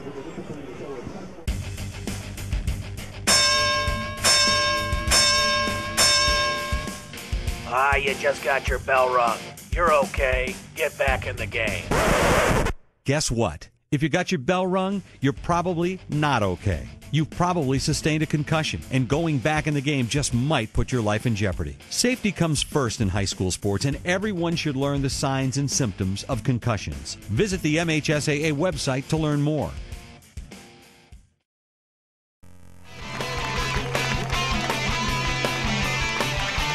Halftime, Lake Orion Dragons lead the Macomb Dakota Cougars 31-7. And Chris, as we go into the stats, I don't think this is anything. Talking to people in the press box at halftime, nobody anticipated a score like this. Nobody anticipated a score on either side of the football, no question about it. Statistics-wise, they both had 5 first downs in the first half. Other than the scoreboard, here's the other differential. Rushing yardage, Lake Orion 264 to Dakota's 42. Lake Orion 29 passing yards to Dakota's 66. Lake Orion just 1 of 2 in the first half passing. Dakota 8 of 19 in the first half. They threw 1 touchdown, 1 interception, 5 penalties for Dakota. Lake Orion had 3 penalties. Lake Orion rushing, Jacob Miller, 14 carries, 170 yards, 3 touchdowns. Dom Giovinazzo, 4 carries, 70 yards. Chris Lee, 2 carries, 17 yards and a touchdown. And Corey Esther, the other 2 carries for 4 yards. Jeremy King has the only reception for a big 29-yard game. For Dakota, Render, the quarterback, 8 of 19 for 66 yards, 1 touchdown and an interception. He's also leads their team in attempts, 6 carries, 21 yards. Nick Catania, their #1 running back, who's averaging over 80 yards per game this year on the ground, 4 carries, 12 yards. And their second leading back, Crosley, number 39, 2 carries, 9 yards. DiMaggio, number 13, their wide receiver, leads them with 3 receptions for 32 yards. We talked about at the outset the keys of the game, and my #1 key to the game was make Dakota one-dimensional offensively. Stop Nick Catania, their #1 running back. Limit them to either we talked about how balanced they were coming into the game today. Make them one-dimensional. Guess what? They've thrown the ball 19 times in the first half alone. The most they've ever attempted to throw the ball in a game this year was 22 times. So Lake Orion's doing just that in making them one-dimensional, forcing them to do something that they probably don't like to do as much. They're a good passing team. You know, we've said a number of times tonight how Render has been, looks like a little erratic. He's throwing balls high, throwing balls low. He doesn't seem to be in sync, whether it's the pressure from the Dragons up front. He's not able to set his feet and throw. I heard it was, we couldn't tell up here, but it was raining a little bit for a couple minutes earlier. I don't know if the ball was wet. He did drop one ball when he was trying to release it. So, you know, a number of things are obviously going against the Cougars and their way. Lake Orion's taken advantage of the interception, first of all, in the second play of the first quarter. They've taken advantage of short fields. They've taken advantage of long fields. And, you know, right now, you know, Lake Orion has flat out dominated the first half, which, to be honest, and we talked about it, I didn't expect to see a score or a domination like I've seen this first half. Talking with a couple of the writers at halftime that are out here covering the game, and one guy made the comment, and maybe I think it's kind of unfair, but he said that Christian Gore, their all-state candidate, offensive lineman, just looks like he'd rather be somewhere else. He did not have he got the real bad holding penalty on Nick White in the second quarter, and he just hasn't played the way that someone who's been mentioned as an all-state candidate should be performing. Yeah, when you don't have your better players step up at big play time or big game time, it's very difficult to be successful. And the Lake Orion's big play players have stepped up at the appropriate time and then have done a great job in the first half.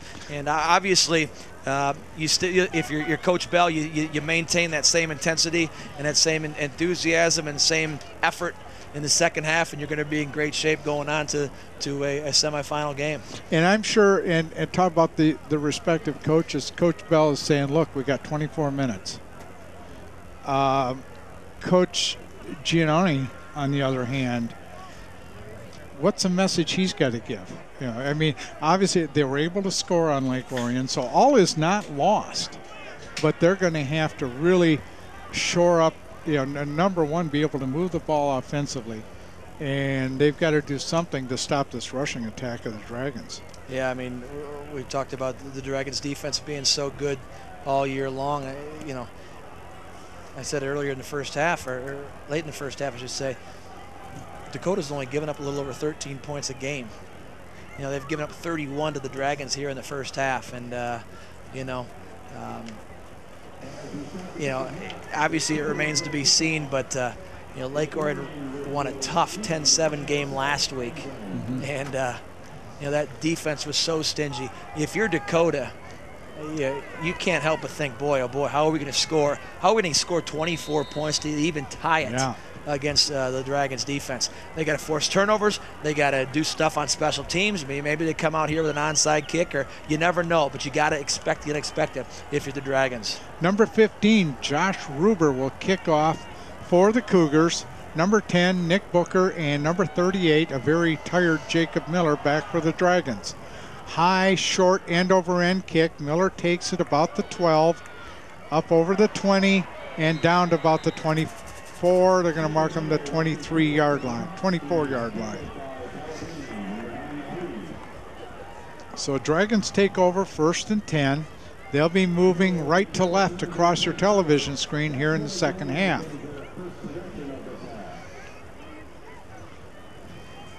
Yeah, you talked about Jacob being tired. You know, a 15-minute halftime does wonders for you. You get a little break and a little breather, get off your feet a little bit. But Jacob obviously had a very impressive first half, rushing the ball with 170 yards rushing. Just watched him run out to the hall. There's still a spring in his step. So 1st and 10, full house formation for the Dragons. Handoff Chris Lee, and he gets trapped for maybe a yard loss. They're calling it no gain, so it'll bring up 2nd and 10. And Nicola Savage, number 40, comes from his linebacker spot and does a nice job of making the tackle, along with number 94, Tom Yambor. 2nd and 10.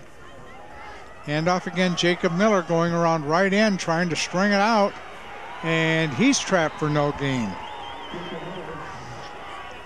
And watching Dakota's setup, they've gone to like almost 8 men in the box when the Dragons came out in this full house backfield. Four defensive linemen, 4 linebackers. Giovinazzo coming out, Esther going back in, and you know one of the guys we haven't mentioned tonight offensively is number 20, Chaz Miller. Oh, by the way. Right. Had 2 big catches last week against Eisenhower to set up their last score. Yeah, he's not going anywhere. He'll be heard from by the time the night's over. Delora, Jeremy King's got it. He's upended by number 4, Eric Macklem. And they're going to mark him first down, Dragons. I tell you what, talk about a gutsy play by Delora. He rolls out, throws a strike to Jeremy King on the comeback route and just gets leveled. But obviously that hit feels a lot better when that ball's completed for a first down. Now Jeremy King got upended by the cornerback as well. Zach Arnold for no gain. We haven't called his name much tonight. That's Zach's first carry of the game, actually. Gain of maybe a half yard. Esther in motion. Miller leading on number 40 there, but too much penetration on the left side of the Dragons offensive line for Arnold to find any room.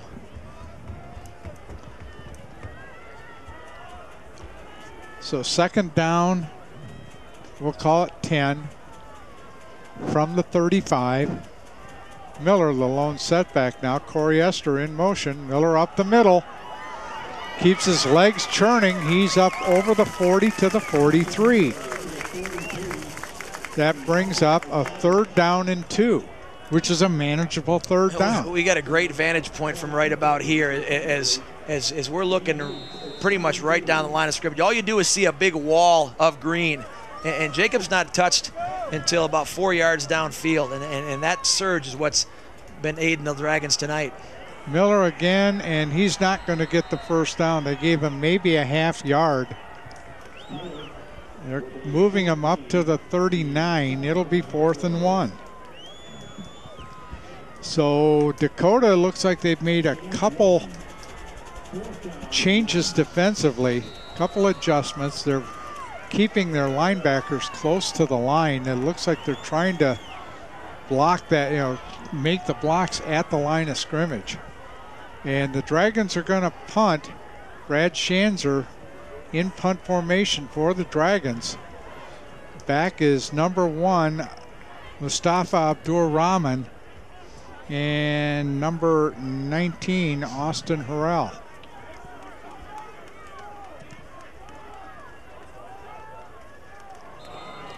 And this one's coming back.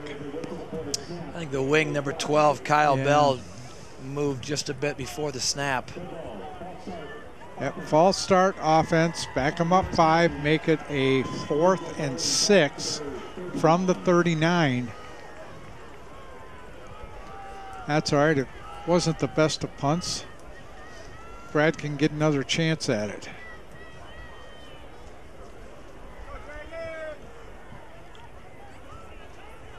The last report we had is that Cass Tech was ahead of Saline in the second quarter.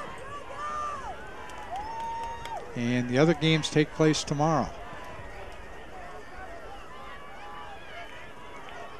Snap is back. Schanzer gets a nice, better kick. Taken on the 27-yard line.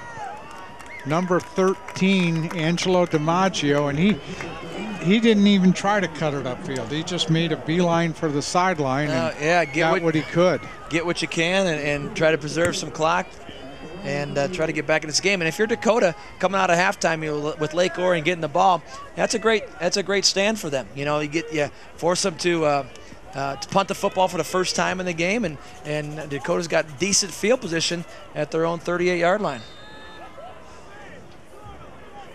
Couple changes for the Dragons. Number 45, who I don't have on my roster, is in. Render back to throw, got time, got the seam route. Number 8, that's Corey Chase, and he's got a good gain down to the 33-yard line. Chase is the wide receiver up top who kind of comes underneath right up the left hash mark, and Render's got the time and throws a nice ball right up the middle, and that gets over the top of Derek Williams there for a big first down. Throwing again, got number 13, Angelo DiMaggio for the touchdown.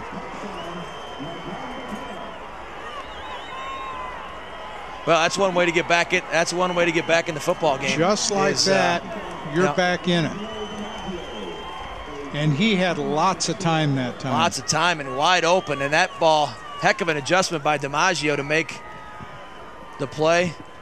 And Dakota, just like that, 2 plays, 6 points on the board. Number 30, Pasquale Madonna in for the extra point. Number 3, Brendan Mangan is the holder. Snap is down, kick is up, and the kick is good. 8:10 left here in the third quarter. Your score, Lake Orion 31, Dakota 14. And now, if you're the Dragons, you've got to answer a score with the score and keep that buffer there. You don't want to make this a 2-score game.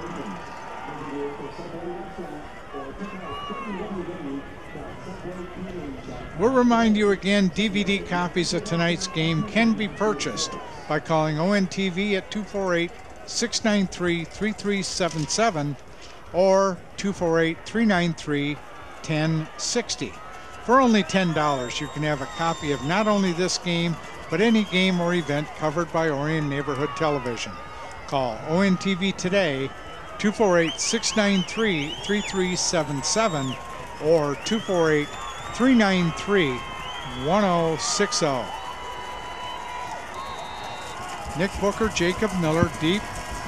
Can't quite see who it is.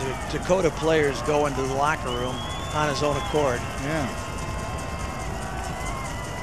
Thought it might look like Christian Gore, number 63. Number 15, Josh Ruber will kick off for Dakota.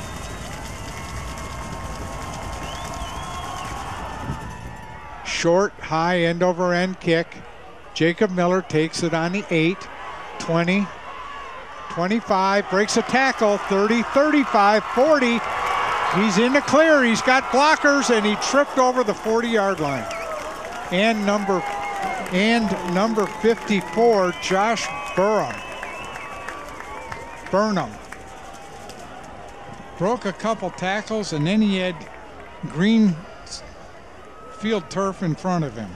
Yeah, the ball was kicked high enough, and that kickoff team by Dakota, it seemed like it took forever to get down there. I mean, Jacob was able to get about 15 yards before you saw anybody in the screen there on the replay. I never saw Burnham come into the play. I think he did trip over the 45-yard line. So 1st and 10 for the Dragons from the 48. Esther in motion. He gets the ball, cutting it up inside, and gets maybe a yard.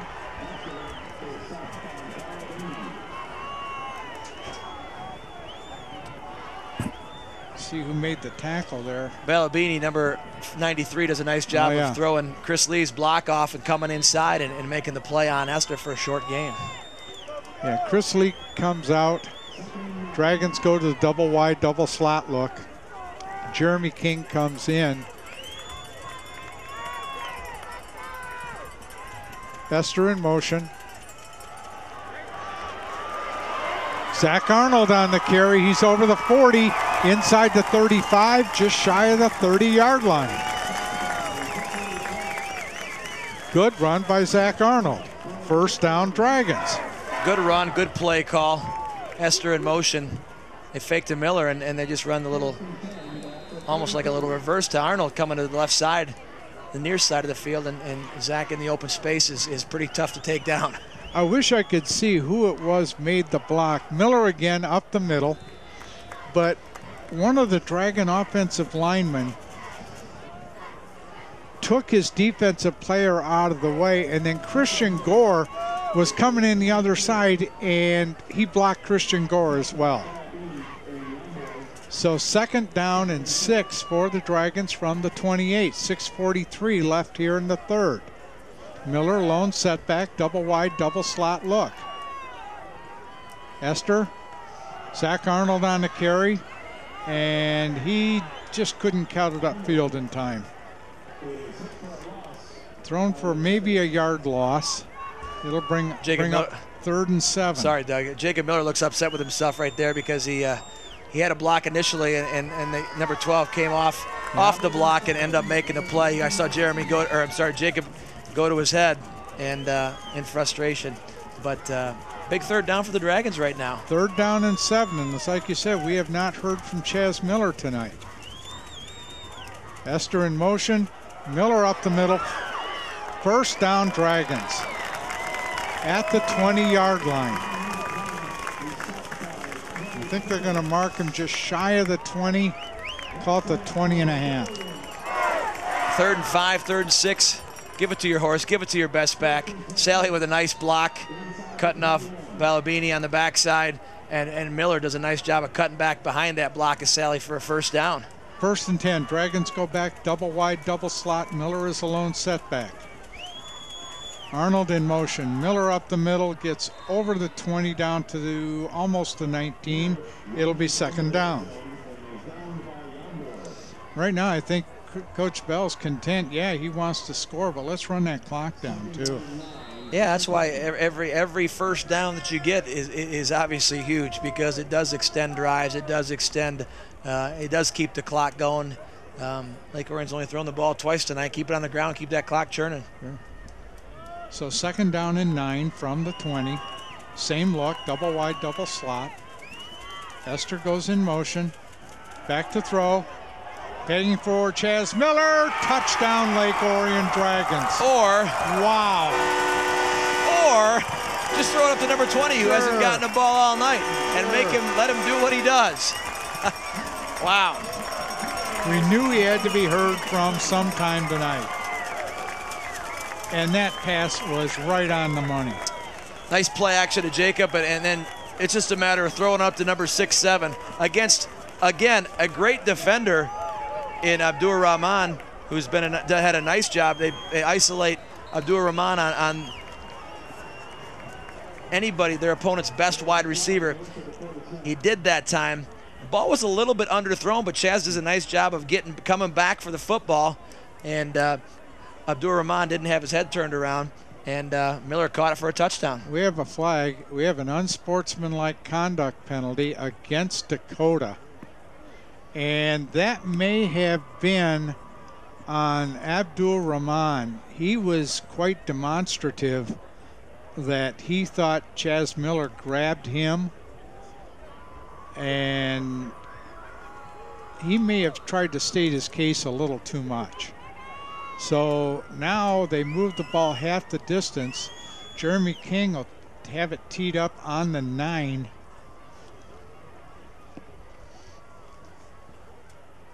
Snap is back, ball is down, kick is up, and the kick is good. 4:56 left here in the third. Dragons lead 38-14. Let's look at this touchdown again. This is pretty. Nice play action fakes. Got all the time to step up and throw. Nice passing window to throw to. And you know what? Abdur-Rahman never got his head turned around, and Chaz was able to turn his body, get his body positioned so he could go up and climb over Abdur-Rahman for the touchdown. Yeah, we didn't see exactly what the unsportsmanlike conduct penalty was, but usually, you know, one of the problems with so much football on television is you see what the college guys do and you see what the pro guys do. Something goes wrong and a receiver's thrown up for a flag. Well, you know what? You can't do that in high school. You will get called for a penalty because you don't show up the officials in high school ball. So that being said, Jeremy King has the ball teed up on the 40. You talked about answering a score with a score. I mean, They did. you know, the first 2 drives, Lake Orion's drive, they forced them to punt. Dakota comes back 2 plays later, scores a touchdown. And Lake Orion answers that score with a nice score of their own. And the momentum that was on Dakota's side is now back to Lake Orion's. Little squib kick. The ball's on the ground, and it's stopped at the 31-yard line. Nick Vogelmeyer did a great job at getting downfield in a hurry and bringing the ball carrier, number 9, Ryan Weber, down. So Dakota takes over. 1st and 10 from their own 33-yard line. 4:51 left here in the third, and we're back to a 4-score game again.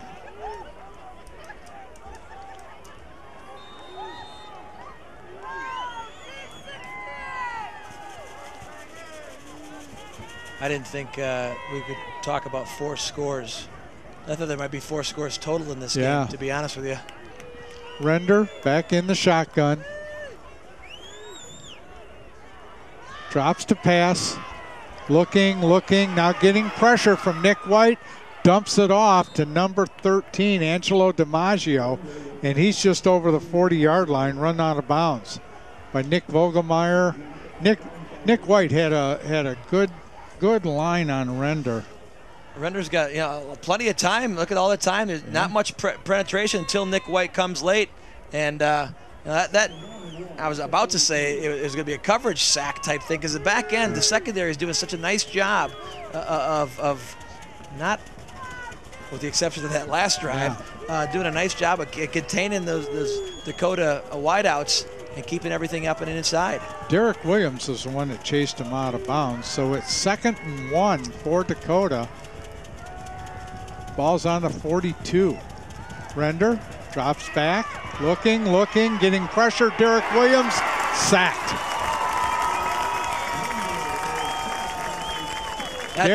Go ahead. Derek Williams was blocked and just kept at it. Shed his block and just kept up the pursuit. Yeah, Nick White at the top, right-hand side of the Lake Orion defense line does a nice job of forcing Render up and inside the pocket. Derek Williams in the bottom left defensive end's position just spins inside off of number 76 and continues that relentless pursuit to make the sack. So 3rd and 5 for the Cougars. Handoff up the middle. Number 6, that's Nick Catania, and he's got a 1st down into Dragon territory at the 44-yard line. And we have a player injured on the field, and it's Catania, and that hurts Dakota. Situation where we really thought we'd call his name quite a bit more than we have to this point in time. Right call at the right time, and Nick Booker, Derek Williams in on the stop, and Catania's up and limping a little bit, but he's off under his own power. But yeah, I really envisioned us, like I said, calling his name quite a bit more than we have. But the circumstances of the game are such that, you know, Dakota's had to put the ball in the air many more times than they anticipated, and that balance isn't there. You know, Lake Orion's been able to, because of the score, be able to pin their ears back and kind of tee off and put pressure and force Dakota to put the ball in the air many more times than they wanted to. Yeah, now with just under 4 minutes left in the third quarter, it's going to force Dakota to deviate from what they really wanted to do tonight. They probably wanted to be balanced. Now they're going to have to put the ball in the air more than probably they really want to. Number 34, Zach Flack, in at the running back position now. Render back to throw. Throws over the middle. Has number 39, Matt Crossley, and he's stopped after maybe a 5-yard gain. And Chris, it's that same thing. He's in a shotgun, and then he drops back another 5 yards. So what looked like a simple over-the-middle pass, he had to throw that ball 20 yards. Right. Another great open field tackle by Nick Booker. So 2nd and 5. Render back to throw. Looking, get pressure. Again to Crossley, and he's down at the 20, down to the 19. So Dakota's moving the ball again.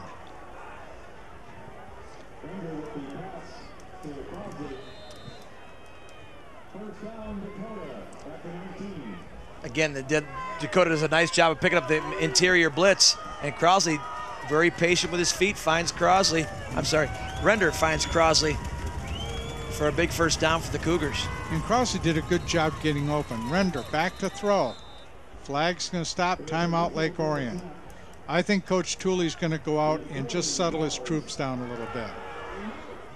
Is that what you call that? Coach Tooley's a little animated right now. He does it in his calm, logical manner that we've all come to know from him. But you won't find a more passionate man about what he does in the game of football than Dave Tooley.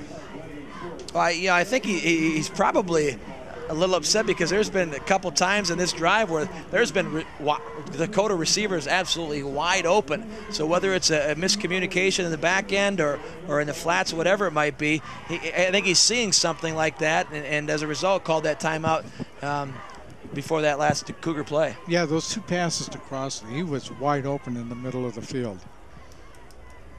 And and I'm sure Coach Tooley's just saying, look, remember your assignments. Remember where you're supposed to be, who you're supposed to be with. I still don't have a number 45 on my roster for Lake Orion. Do you? No? Okay, so we have an unnamed player in there at one of the linebacker positions. I'm sure he's got a name, Doug. We'll probably find it out next year. So 1st and 10 from just inside the 20. Catanio's back in the game. Render in the gun. 44. And he got him again. Brandon Clements comes up on the tackle. Number 44 to tight end right there is just clean release downfield, shadowings, and right over the middle, like on the touchdown pass earlier in the first half. A nice weapon for the Cougars. So 1st and goal for Dakota. Handoff to Catanio, and he's not going to get in. He's dragged back. Well, the Dragons signaling they got the ball, but they don't. It'll be 2nd and goal. Ball is marked right on the 1. It'd be 2nd down and goal. Sorry.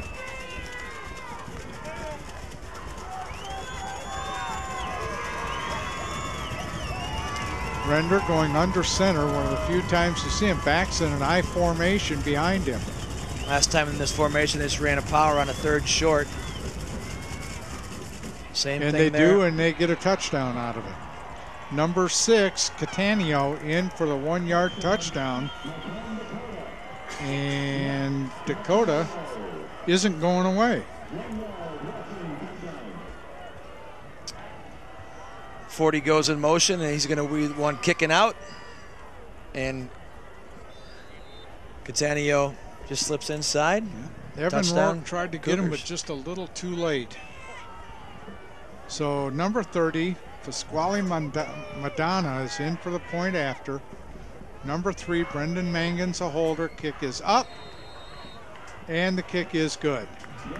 1:38 left here in the third. Now the score, Lake Orion 38, Macomb Dakota 21.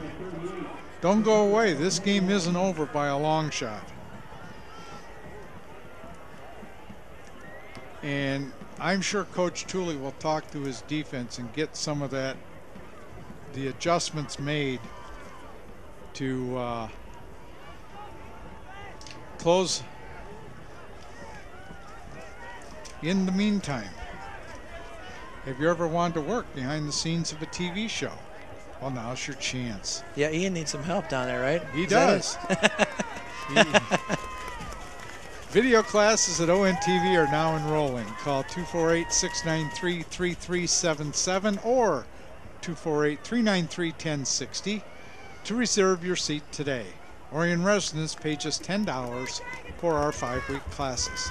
Our next session is starting soon and space is limited. Call ONTV at 248-693-3377 or 248-393-1060 for more information. Space is limited here in Dragon Stadium tonight, too. It oh is. My we gosh. have a great crowd here tonight.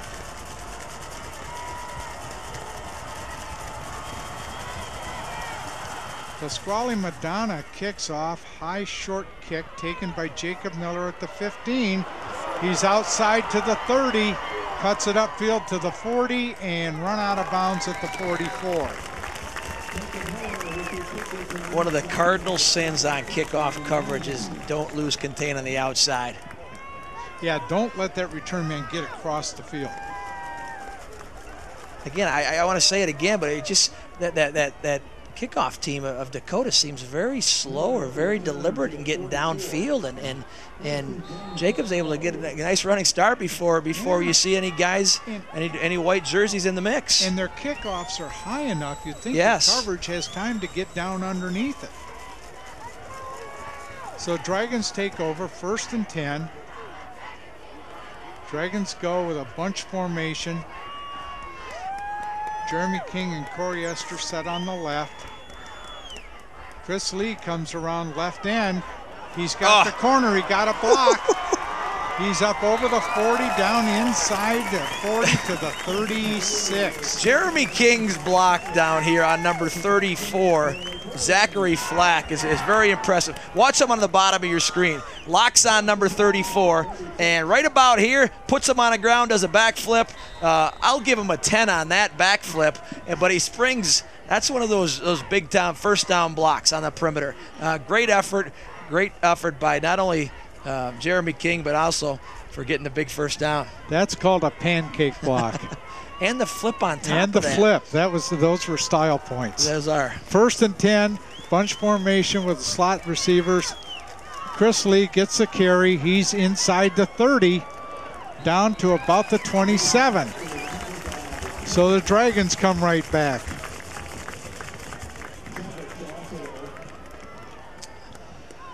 Won't see a pancake block here, but Jeremy does a nice job of walling number 12 inside, and Jacob Miller leads on the edge for Chris Lee to run to the short side of the field, keep those legs churning. Gain of 9 is pretty good on first down. Gain of 9 is pretty good, and this is the situation Coach Bell loves. 2nd and short, you can do so many things from this distance. Double wide, double slot look. Corey Esther comes in motion. Jacob Miller right up the middle. Cut. Makes the first guy miss. Got a first down almost to the 15-yard line.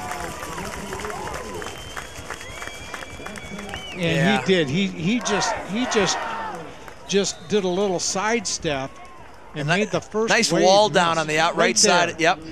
Nice wall down on the outside. And Jacob just makes a cut to the outside right tackle. that's the end of the third quarter. The score, Lake Orion 38, Macomb Dakota 21. Chris, I'm looking down at the Dakota players, and in between plays, they sit there with their hands on their hips. It look like they're just trying to get some air back in their bodies again. And one thing we've always been told, okay, as we take a break, we'll pick this up. We'll be right back. It's easy to spot people who participated in high school sports and activities. Right on time. They learned important lessons like leadership, teamwork, respect. Hey, our meeting moved to 10.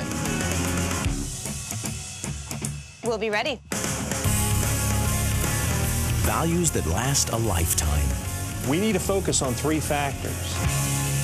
Support high school sports and activities in your community. When kids take part, they get set for life.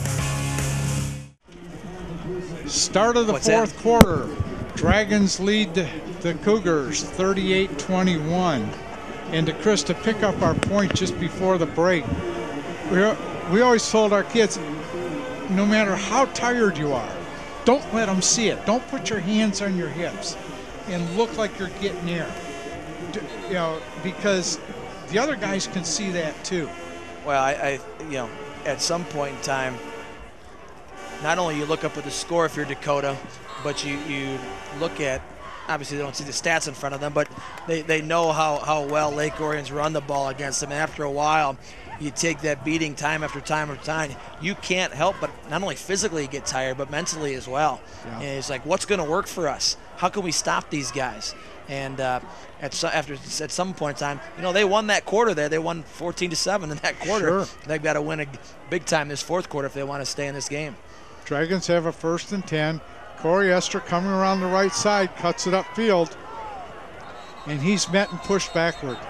Number 93, Tony Balbani on the tackle, and some of the officials here are calling for, you know, some sort of thing to happen, but it's not. Balabani on the edge just keeps fighting. He's only a sophomore. He's going to be a very, very good player for them. Yeah, and does a nice job and you know, forces a yard loss. So that brings up 2nd and 11 from the 19. Dragons go into a tight formation. Esther and Lee on the wings. Cut. Corey Touchdown. Esther got the handoff. Touchdown, Lake Orion Dragons. I didn't want to say who had the ball because I couldn't see who had the ball. Corey Esther got it and cut it upfield and put that trackster speed to work for the touchdown. I think you just said you could see who was carrying the ball because he is that fast. I mean, look at this cut there. Sees a nose, has a nose for the football, or I'm sorry, for the end zone. Takes it in 19 yards out. Lake Orion puts 6 more on the board. Without repeating myself too much, Jeremy King in for the extra point, Nick Booker to hold. Ball is down, kick is up, and the kick is good. 11:02 left in the game. Lake Orion Dragons 45, the Macomb Dakota Cougars 21. And that was just using speed. I mean, we talked earlier about those slot receivers not being tied to string it out to the end, to have the freedom to cut it up inside if they have the hole, and that's exactly what Corey did there. Yeah, we've talked all year also about the versatility offensively. But let's talk about the versatility in the program in and of itself. I mean, you go out to get to this regional final level. You go out last week and win a flat-out slugfest, 10-7, and turn around the following week and end up putting 45 points on the team that barely beat Utica Eisenhower in the regular season. Well, and go figure. They lost their opening game, and that's their only loss of the season. Interesting. First kick, that's a live ball, and it's brought down.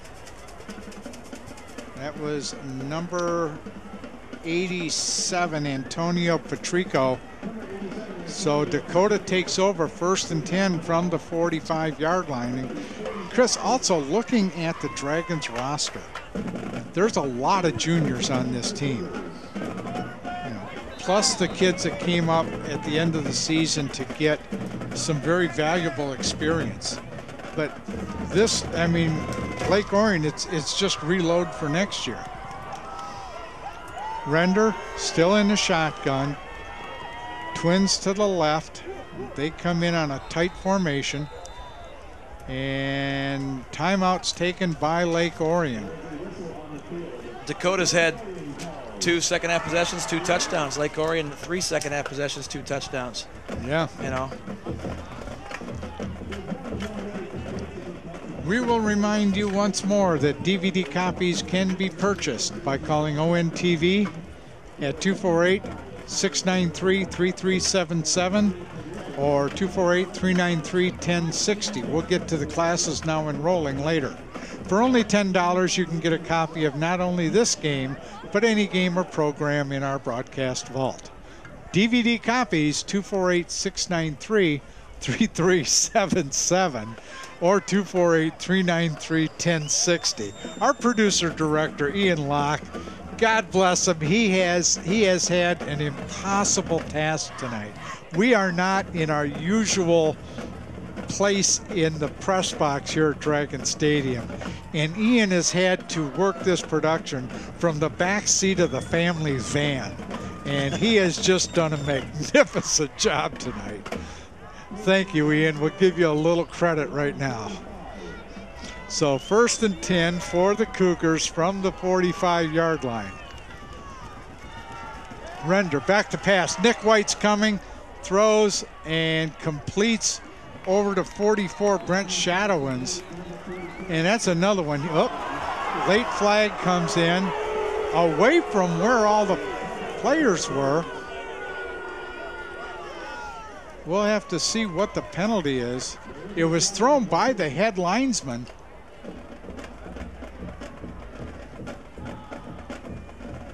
And that's another play where Render had to get rid of the ball because he had Nick White bearing down on him. Personal foul against the Dragons, personal foul against Dakota. Penalties will offset, and late in the game, 24-point lead. Yeah, things might start getting a little testy, and the officials are right there saying, look guys, we're not going to have this tonight.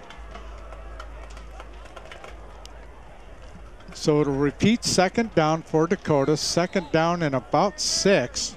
You know, Dakota keeps going to that little flat pass, the tight end in the flat or the slot in the flat. You know, you're down 24. They're gonna have to start going up top like they did in that first drive of the second half to get back in this game a lot quicker with just over 10 minutes left to go. Bunch formation, Render back to pass, looking in the pocket. That's a fumble, and fallen on by number 74, Steven Ardanowski. Great backside pressure on Render. I think it was Nick White at the bottom, I believe, but got some pressure and forced Render to fumble the ball. Cougars fall on it, but that's a big loss for them. Brings up 3rd and 11. 3rd down and 11.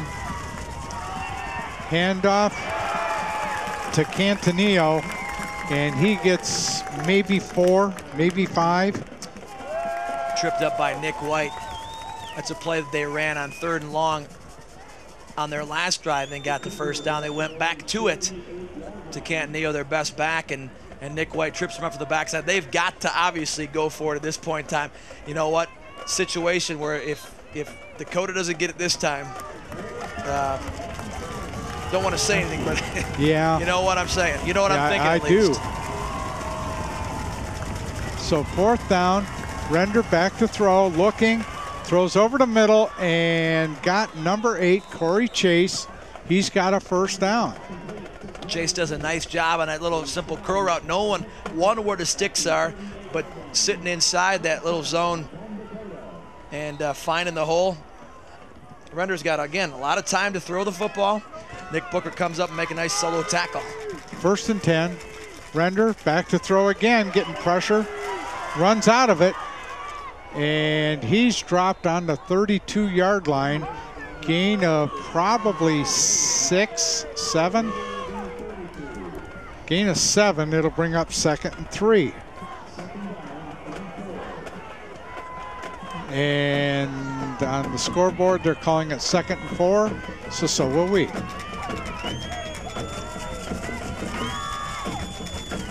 Render in the gun. Twins to the left. Back to throw, looking. Throws that little flat pass out to 44, Brent Shadowins. And he's dropped, and he's going to be short of the first down by about a yard. Yeah, a situation where Render's just finding what's open and available to him. And that flat route has been open, and Lake Orion's doing a nice job defensively of staying on top of that and keeping everything inside and underneath. And they didn't come close to getting it. Catania on the run. Yeah, it's going to be close. They're going to have to measure. That last play, Nick Vogelmeyer came up from his corner spot and made the tackle. Yeah, second surge. I don't think he really got a second surge, but yeah, they gave him the first down. You know, maybe I do need those glasses. Yeah, probably. I didn't think he was close. Borrow mine. 1st and 10. Render back to throw. Throws off, and same play they ran 2 same plays play ago. Got Chase. He's down to the 10-yard line. And again, they're finding that hole in the Dragon defense. Yeah, at some point in time too, that Lake Orion pass rush is getting tired too, because all Dakota's been doing is just sitting back and throwing the football until Catania's in for a touchdown, 11-yard touchdown run. And that was just desire on his part, because he kept his legs churning, broke a couple tackles, and made it in for the score. So it gets more interesting. Pasquale Madonna in for the extra point.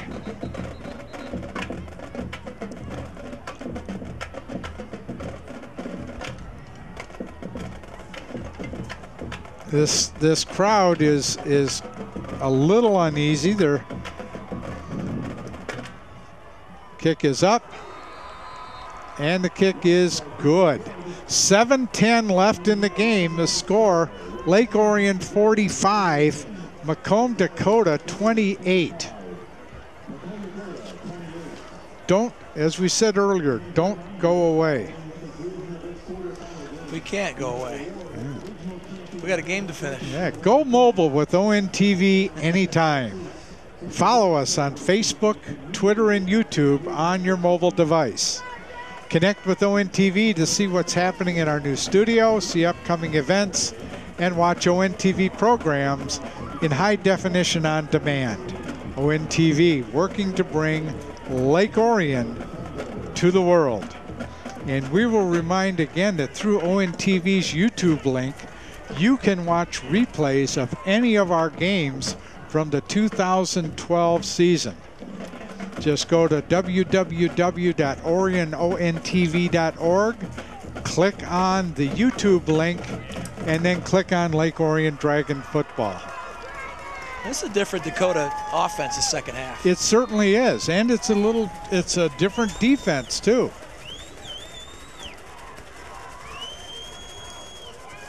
So Pasquale Madonna will kick off. Yeah, watch out for the onside, and there it is. And the Dragons, I believe, fall on it.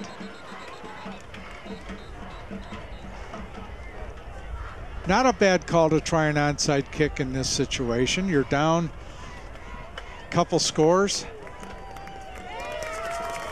And the Dragons retain possession. They'll take over on their own 45-yard line.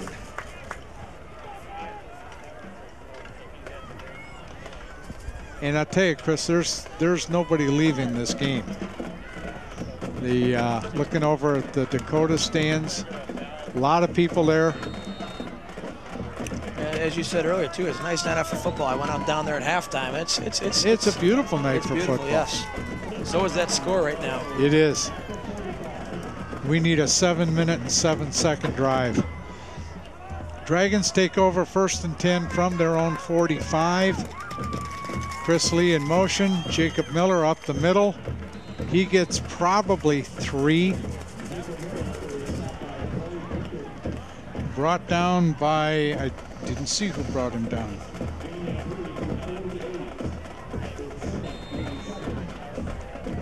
Number 40. Yeah, number 40, Nick Savage, and number 43, Dimitri Abro. 2nd down and 7 for the Dragons from their own 48. Tight formation for the Dragons. Miller remains a lone setback. Chris Lee in motion. Corey Esther gets the carry, trying to string it outside, and he breaks a tackle, gets over midfield, and then is planted. Number 93, Tony Balbani, we've called his name a lot. Number 40, Nick Savage, in on the tackle for the Cougars. Corey's running to the wide side of the field on a little flip play by Delora. And he gets past the tackle of number 43, Dimitri Abro, but number 1, Mustafa Abdur-Rahman, was there to clean him up. So 3rd down and 2 for the Dragons. Under 6 minutes left to play.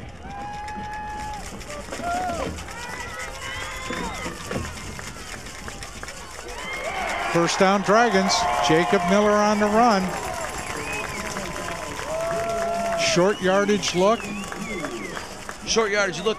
You know, they go up to the line so quickly and get that done. And as you can see there, the Dakota defenders weren't quite set. Right. And you've got to be set in a situation like that when it's 3rd and short to be able to, you know, withstand that. And just they rush up to the line, do a nice job of making sure Derek does a nice job of making sure everyone's set. And you see that formation every time we're on the 1-yard line. You see that formation in short yardage. You think you'd be prepared for it. Same look, tight formation. Dom Giovazano gets maybe a yard. Number 34, Zach Flack, in on the tackle. Number 94, Tom Yambor, also in on the play. Brings up a 2nd down, and we'll call it a long 9. Lake Orion's going to a situation where they're going to start huddling and to try to work some clock. I mean, up 17 down, with under 5 minutes to go, and make them take their timeouts.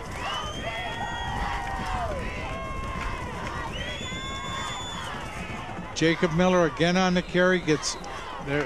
The head linesman's coming in saying no gain.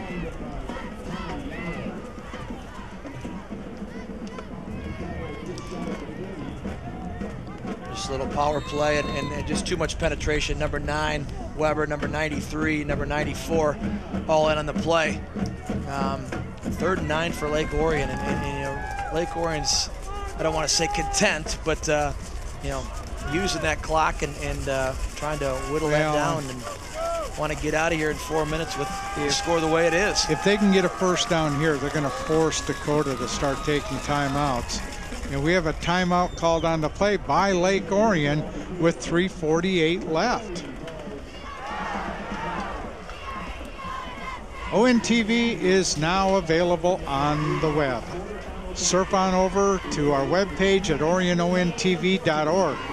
There you can access locally produced on-demand games, talk shows, and news programs instantly. If you have a smart TV, you can watch ONTV in high definition right on your TV set through your YouTube app. ONTV is also on Facebook. Be sure to like us to get recent links to your favorite ONTV programs. Call ONTV today at 248-693-3377 or 393-1060 to hear of all the new ways you can view Orion Neighborhood Television. So 3:48 left in the game. Lake Orion is out of timeouts. Dakota still has their full complement of 3. And I don't think it bothers Coach Bell in the least to be out of timeouts.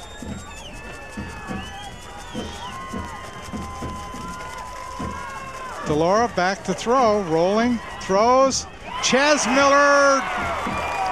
You drag it in? Wow. Yes. Yes, he used that. Yeah, I'll tell you what, he went up 6 feet 9 inches on that one to catch the pass. Probably 7'2" by the time he was done. Derek does a nice job on the little play action on the rollout. Number 12, Connor Wanzowitz, was out here kind of in no man's land, didn't know where the ball was flowing. Derek Delora is able to get around to the outside, roll out, find his big target. Kind of hard to miss 6'7" again. And great catch. Great catch. And by Chaz going out of bounds, that kept Dakota from using a timeout. The clock stopped. And we're going to back up 5 yards because Chaz Miller jumped. False start. Dragons. A little anxious, but again, Dakota wasn't set there. And just whether misalignment, personnel, whatever, but they're just not set. And whether or not it's a situation where Lake Orion's just wearing them down physically like we talked about, I don't know. But so it'll be 1st and 15 from the 31-yard line. Keep in mind, this is new to Dakota too. I mean, they haven't experienced anything like this this season, you know, and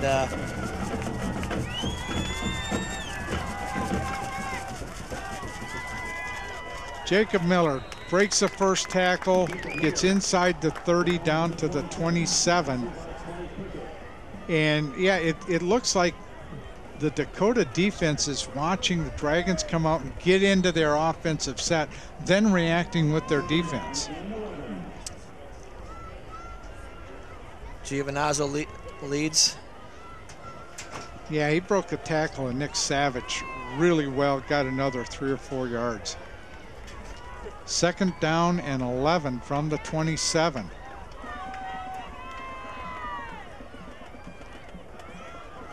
Dom Giovinazzo on the carry. He's inside the 25 down to the 23. Dakota uses their first timeout.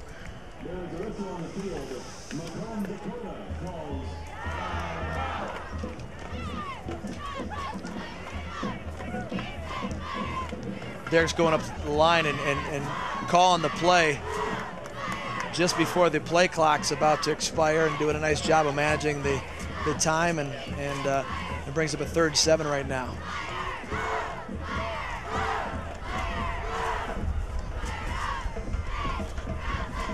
Be sure to tune in to replays of your favorite games right here on ONTV.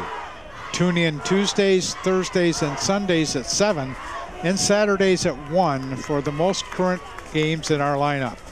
Games are also replayed throughout the week, so check our program guide on our webpage at orionontv.org for replay times that best fit your viewing schedule. Also visit our YouTube link for games on demand. www.orionontv.org. So 3rd and 7 for the Dragons from the Dakota 23-yard line. And they are well within Jeremy King's range should they decide to go for a field goal. Tight formation.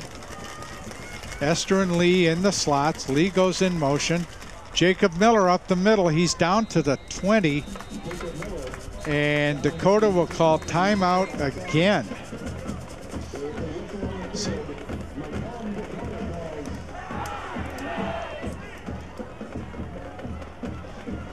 Trying to find another promo, but we're running out of them. Here we go. Have you ever wanted to make your own TV show or operate a camera for a live sporting event? Well, ONTV can make it happen. Your first step, though, is to sign up for orientation. It's free, and it offers you a look behind the scenes of ONTV. Call 248-693-3377 or 248-393-1060 for more information. If you wanted to make your own TV show tonight, would this have been the outcome and the score? The outcome, yes. The score, no. You couldn't. I think you couldn't have envisioned this. If you're a movie maker, I really think everyone expected 17-14, 21-17, maybe something that is won at the end. I don't think anyone expected that there would be 73 points scored tonight. You like the quick bit of math, too? That's really good. Okay, so we have 4th down and 4 for the Dragons, and they're going for it. Delora back to throw, getting pressure, throws to the end zone. Are they calling it? Touchdown, Lake Orion Dragons. Throw it up to 6'7". On a 4th and 4, and it was the same thing that Dakota came in tight defensively. Chaz Miller had one-on-one coverage in the corner of the end zone, and you just aren't going to cover 6'7". No. And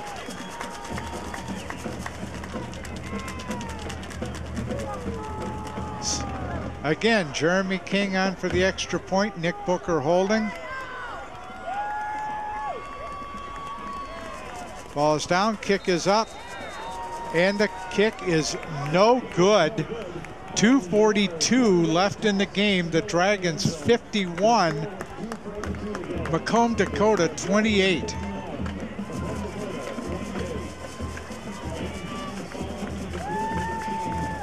Little play action right here. Derek's getting pressure. Look at all the white shirts up close, and then you have one-on-one coverage with Mustafa Abdur-Rahman, who is 5'11", 140, trying to cover 6'7". It just won't work.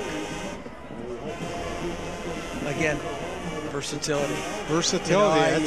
The run game has been so strong, and then you can't forget about Jeremy King had a nice catch earlier in the game, and Chaz has come down with 2 catches and 2 touchdowns tonight. And where do you focus your energies? If you're defensively going against Lake Orion, it's very difficult to do. And let's just put a scenario out there that the Dragons see Cass Tech. This is a different Dragons offensive scheme than what Cass Tech saw 3 years ago. Pooch kick taken on the 20, taken back to the 15, and Abdur-Rahman is tackled at the 23-yard line. So 2:36 left in the game. There's been 7 possessions in this half. 2 teams combined, 6 touchdowns. Yeah, how about that?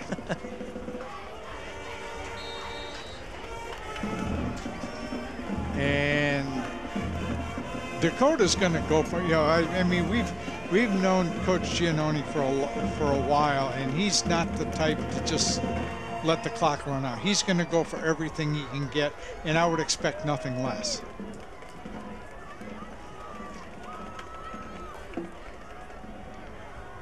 Render back to pass, throws, and caught and dropped immediately was number 13, Angelo DiMaggio. Nick Booker up from his safety spot to drop him. I tell you what, if you want to put together a videotape, instructional videotape on how to tackle, we should put together all the highlights that Nick Booker's had this year. Ooh! And he almost had another one. he almost had another one. I was watching the play, but the pass is complete to number 39, Matt Crossley. Yeah, Nick Booker broke from his safety spot, had a hand on it. He was almost going that way for 6, but it deflected right into Crossley's hands for a first down. Cougars going hurry up. Render back to throw, looks, throws out on the flat. Caught by number 44, not called incomplete, intended for Shadowins.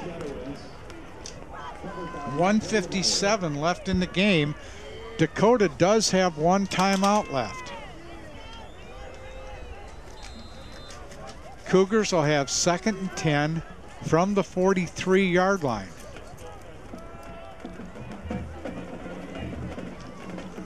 Kyle Bell in at one of the safety spots. Nickel package for the Dragons. Render throws deep on left and over the head of number 39, Matt Crossley. So that'll bring up 3rd and 10.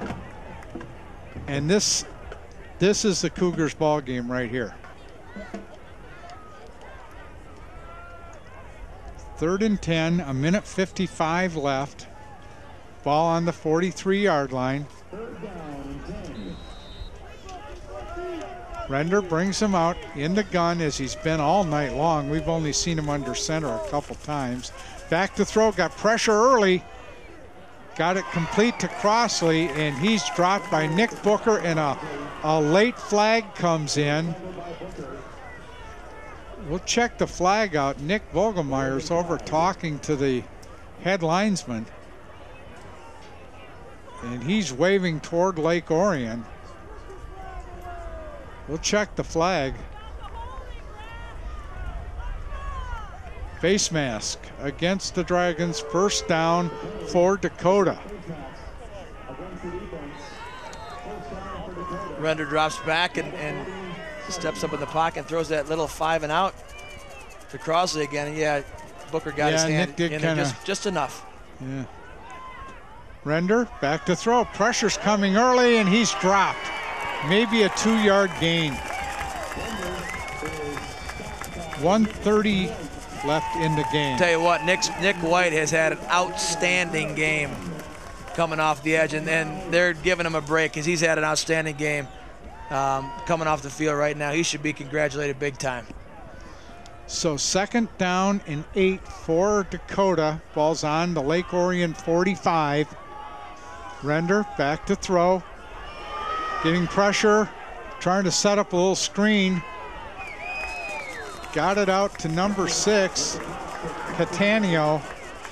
Did we have another flag on that? Yep, late again. We haven't had a lot of flags tonight. Now in the last 2 minutes, we're getting a plethora of them. We'll check this one out. Was that holding Lake Orion? Personal foul? I don't know, his personal foul sign looked like his holding sign.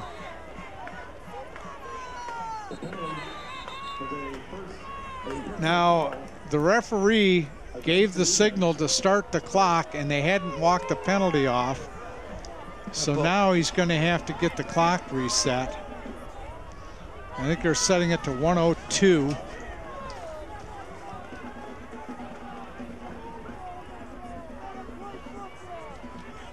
I think they're going to keep the rest of this clock on the, oh, no, there we are, we're at 1:02. So 1st down for the Cougars. Render in the shotgun.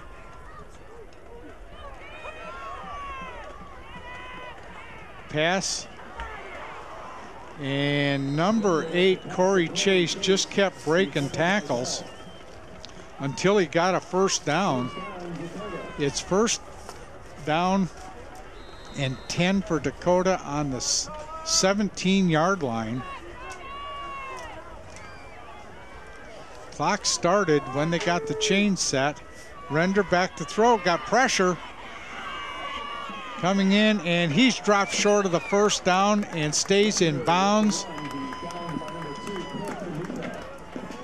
30 seconds left, and Dakota's coming up trying to get one more playoff, trying to get one more touchdown. Render rolls right, looking, and he's hammered short of the goal line. It looked like maybe number 14 for the Dragons, James Benici. Yeah, Render just rolls out and trying to get the edge, and who was it? Number 7, Alex Plourd. So it's first and goal from the 1, 11 point. It showed 11 seconds left, and they ran a little bit off. The clock shows 10.9.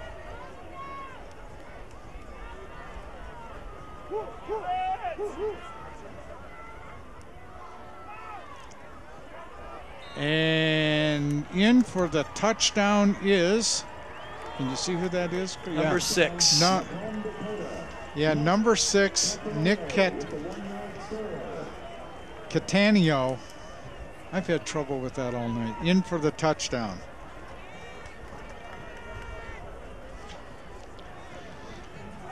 So 8 seconds left in the game. He's had 3 touchdowns this half. Number 30, Pasquale Madonna, in for the extra point.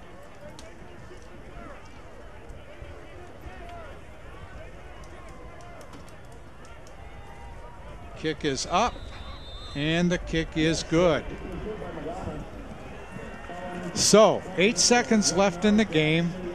Lake Orion 51, Macomb Dakota 35. Chris, would you venture to guess what Macomb Dakota is going to do on their kickoff? If I had to guess. Does the word onside sound familiar? Yeah, I mean, obviously that's what they're going to do. And you know, down 16, down 2 scores. I mean, there's only so much you can do in 8 seconds. And we've seen some stranger things happen. This would be the strangest if they would happen to come back. But boy, what an impressive game tonight by the Dragons, really on both sides of the ball.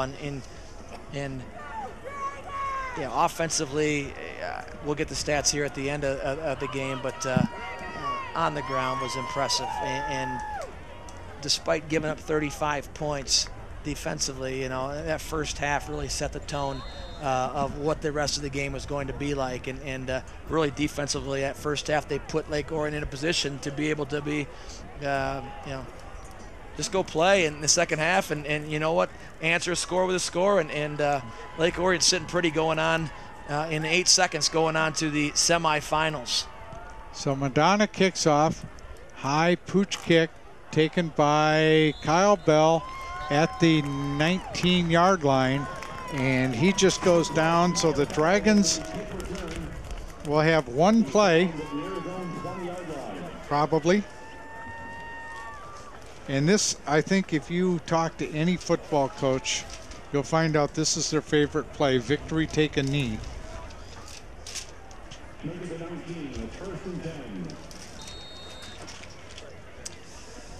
Well, what's coming up next for Lake Orion is semifinal action. As you mentioned, next Saturday at some point in time against the winner of Saline and Cass Tech. So, and then on the other side of the bracket, Clarkston Rockford, the winner there takes on the winner of Plymouth and Novi Detroit Catholic Central. Yeah, that'll do it. Delora takes a knee, and the Lake Orion Dragons are regional champions. Your final score, the Lake Orion Dragons 51, the Macomb Dakota Cougars 35. You're watching exclusive coverage of Lake Orion Dragon football here on Orion Neighborhood Television. We'll be right back. The source for high school sports in Michigan has gone mobile. You can now access all the great features of the MHSAA website from your smartphone. You can find directions to a school, check out blogs, news, and podcasts, keep up with your favorite team, and even submit scores when you're at a game. MHSAA mobile apps are now available for your iPhone, Android, and BlackBerry. It's all part of the MHSAA family of websites.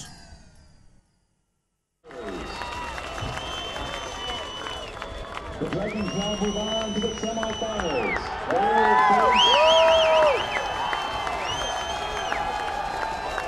Down on the field after the Lake Orion Dragons claim a regional championship tonight with a 51-35 victory over the Macomb Dakota Cougars. Chris, in anyone's wildest dreams, would you have expected 86 points being scored tonight? No. Not even half that, to be honest with you. You know, if you would have told me that Lake Orion would give up 35 points, I would have assumed they lost. And, you know, to score 51 points on Dakota, a team who has scored or given up 145 the entire season in 11 games, was pretty impressive. That first half, that first quarter was so dominant that really it allowed Lake Orion to do a number of things throughout the rest of the game. Coach Bell is slowly working his way over here through a sea of congratulations. So we hope to get him, but yep, here he comes. Yeah. Oh, more well wishers, more. You know, it's nice to know we do these things kind of on the fly. Looking forward real quick before Cass Tech next week. We mentioned earlier this isn't going to be the Lake Orion that Cass Tech saw 3 years ago. Oh, here comes Coach Bell. He is. Bye, baby. Yeah. Let me talk to these guys, honey. Hey, Coach. congratulations. Good job. Thank you. Great job. Congratulations on the win. Thank you. We just asked, did you expect 86 points being hung up between the two? No, not at all. But the way both defenses have been playing all year, you know, I thought it was going to be a defensive battle. You know what? And they really run to the football and they tackle well. But I think our misdirection game gave them a hard time because they're so fast flow. We were able to get up on them with our speed. So, you know, obviously our defense played well early, allow us to get up there big at halftime and get a big enough lead where, you know, yeah, we got a little dicey there in the second half, but we always felt like we were in control. Well, that's the one thing we talked about at the outset is one of our keys to the game is try to make Dakota one-dimensional. They were pretty balanced when they came into the game, both run to pass, and we thought if you could contain Kateo, their back, and force them to do something they didn't want to do, and throw the ball. You know, they were 8 of 19 at the end of the first half, and they hadn't thrown the ball really that many times all year. It looked like defensively did a great job of making them one-dimensional, which allowed you to do a lot of things throughout the rest of the game. Yeah, they didn't run the ball on us, and we did a great job there. But then they got down. I think they felt like they had to throw. You know, and it also is probably good for us, too, to go through this because Cass Tech is going to throw the ball next week. And this game is going to give us an opportunity. We have not seen a team all year long that throws the ball like these guys. So it's going to give us some things to work on. Cass Tech is going to be watching this film, and they're going to think they have the same thing. So we'll be able to take some of those things away and, you know, probably a blessing in disguise. One thing we mentioned is that when Cass Tech looks at the film, this is not the same Lake Orion that Cass Tech played 3 years ago. No. You know, you're a little different in what you're doing. By the same thing, do you expect Cass Tech to be the same Cass Tech they were the last couple of years? I sure as heck hope not, because they were pretty darn good back then. But we know they're good. They're defending state champions. You know, I think we're better. To be honest with you, I think we're better offensively because we have more weapons. But you know what? Those guys we had back in 2010 were just a gutty group and just played hard. And they beat a team that, to be honest with you, probably had no business beating because of the talent level. But they hung in there and played hard. And these guys got to do the same thing. These guys got to learn from that group. It's, you know what? You're not playing last year's team. You're not playing 2010 state champion. You're playing your 2011 state champion. You're playing this year's Cass Tech team. They have had some games they've struggled. They have been beaten. They can be beaten. And so we'll work hard to take advantage of them. One thing we talked about in our pregame is that you've got a handful of seniors that were here during the title run in 2010. Are those guys good working with the younger guys and saying, look, you know, it's going to get harder. It's more concentration.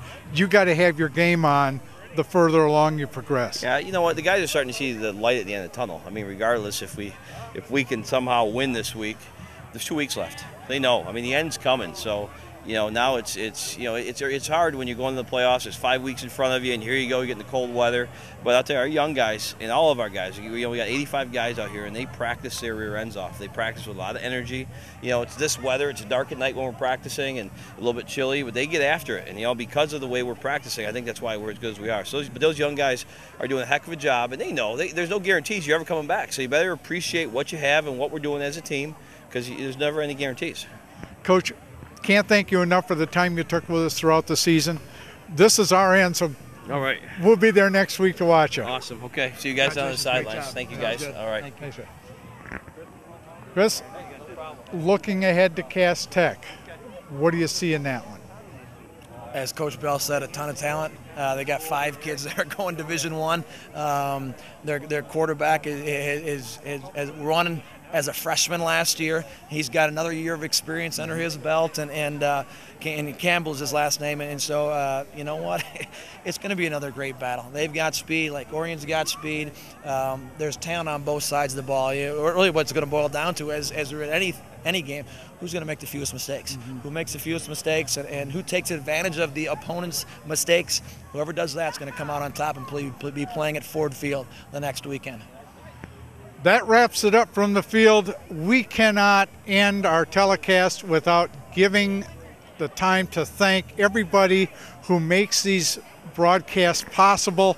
It has really been a great time for Chris and I to bring you the coverage of Lake Orion football this year. Our entire ONTV crew, and a special thanks to our producer-director, Ian Locke, who comes out early, stays here late, setting up and closing up. And as we said earlier, what he had to go through today. Coach Chris Bell, great job with us all through the season. Partner, it's been 4 years. Look forward to a 5th. Sounds great. And to all of you, thank you for watching. I'm Doug Corliss for Chris Fishing. Good night, everyone.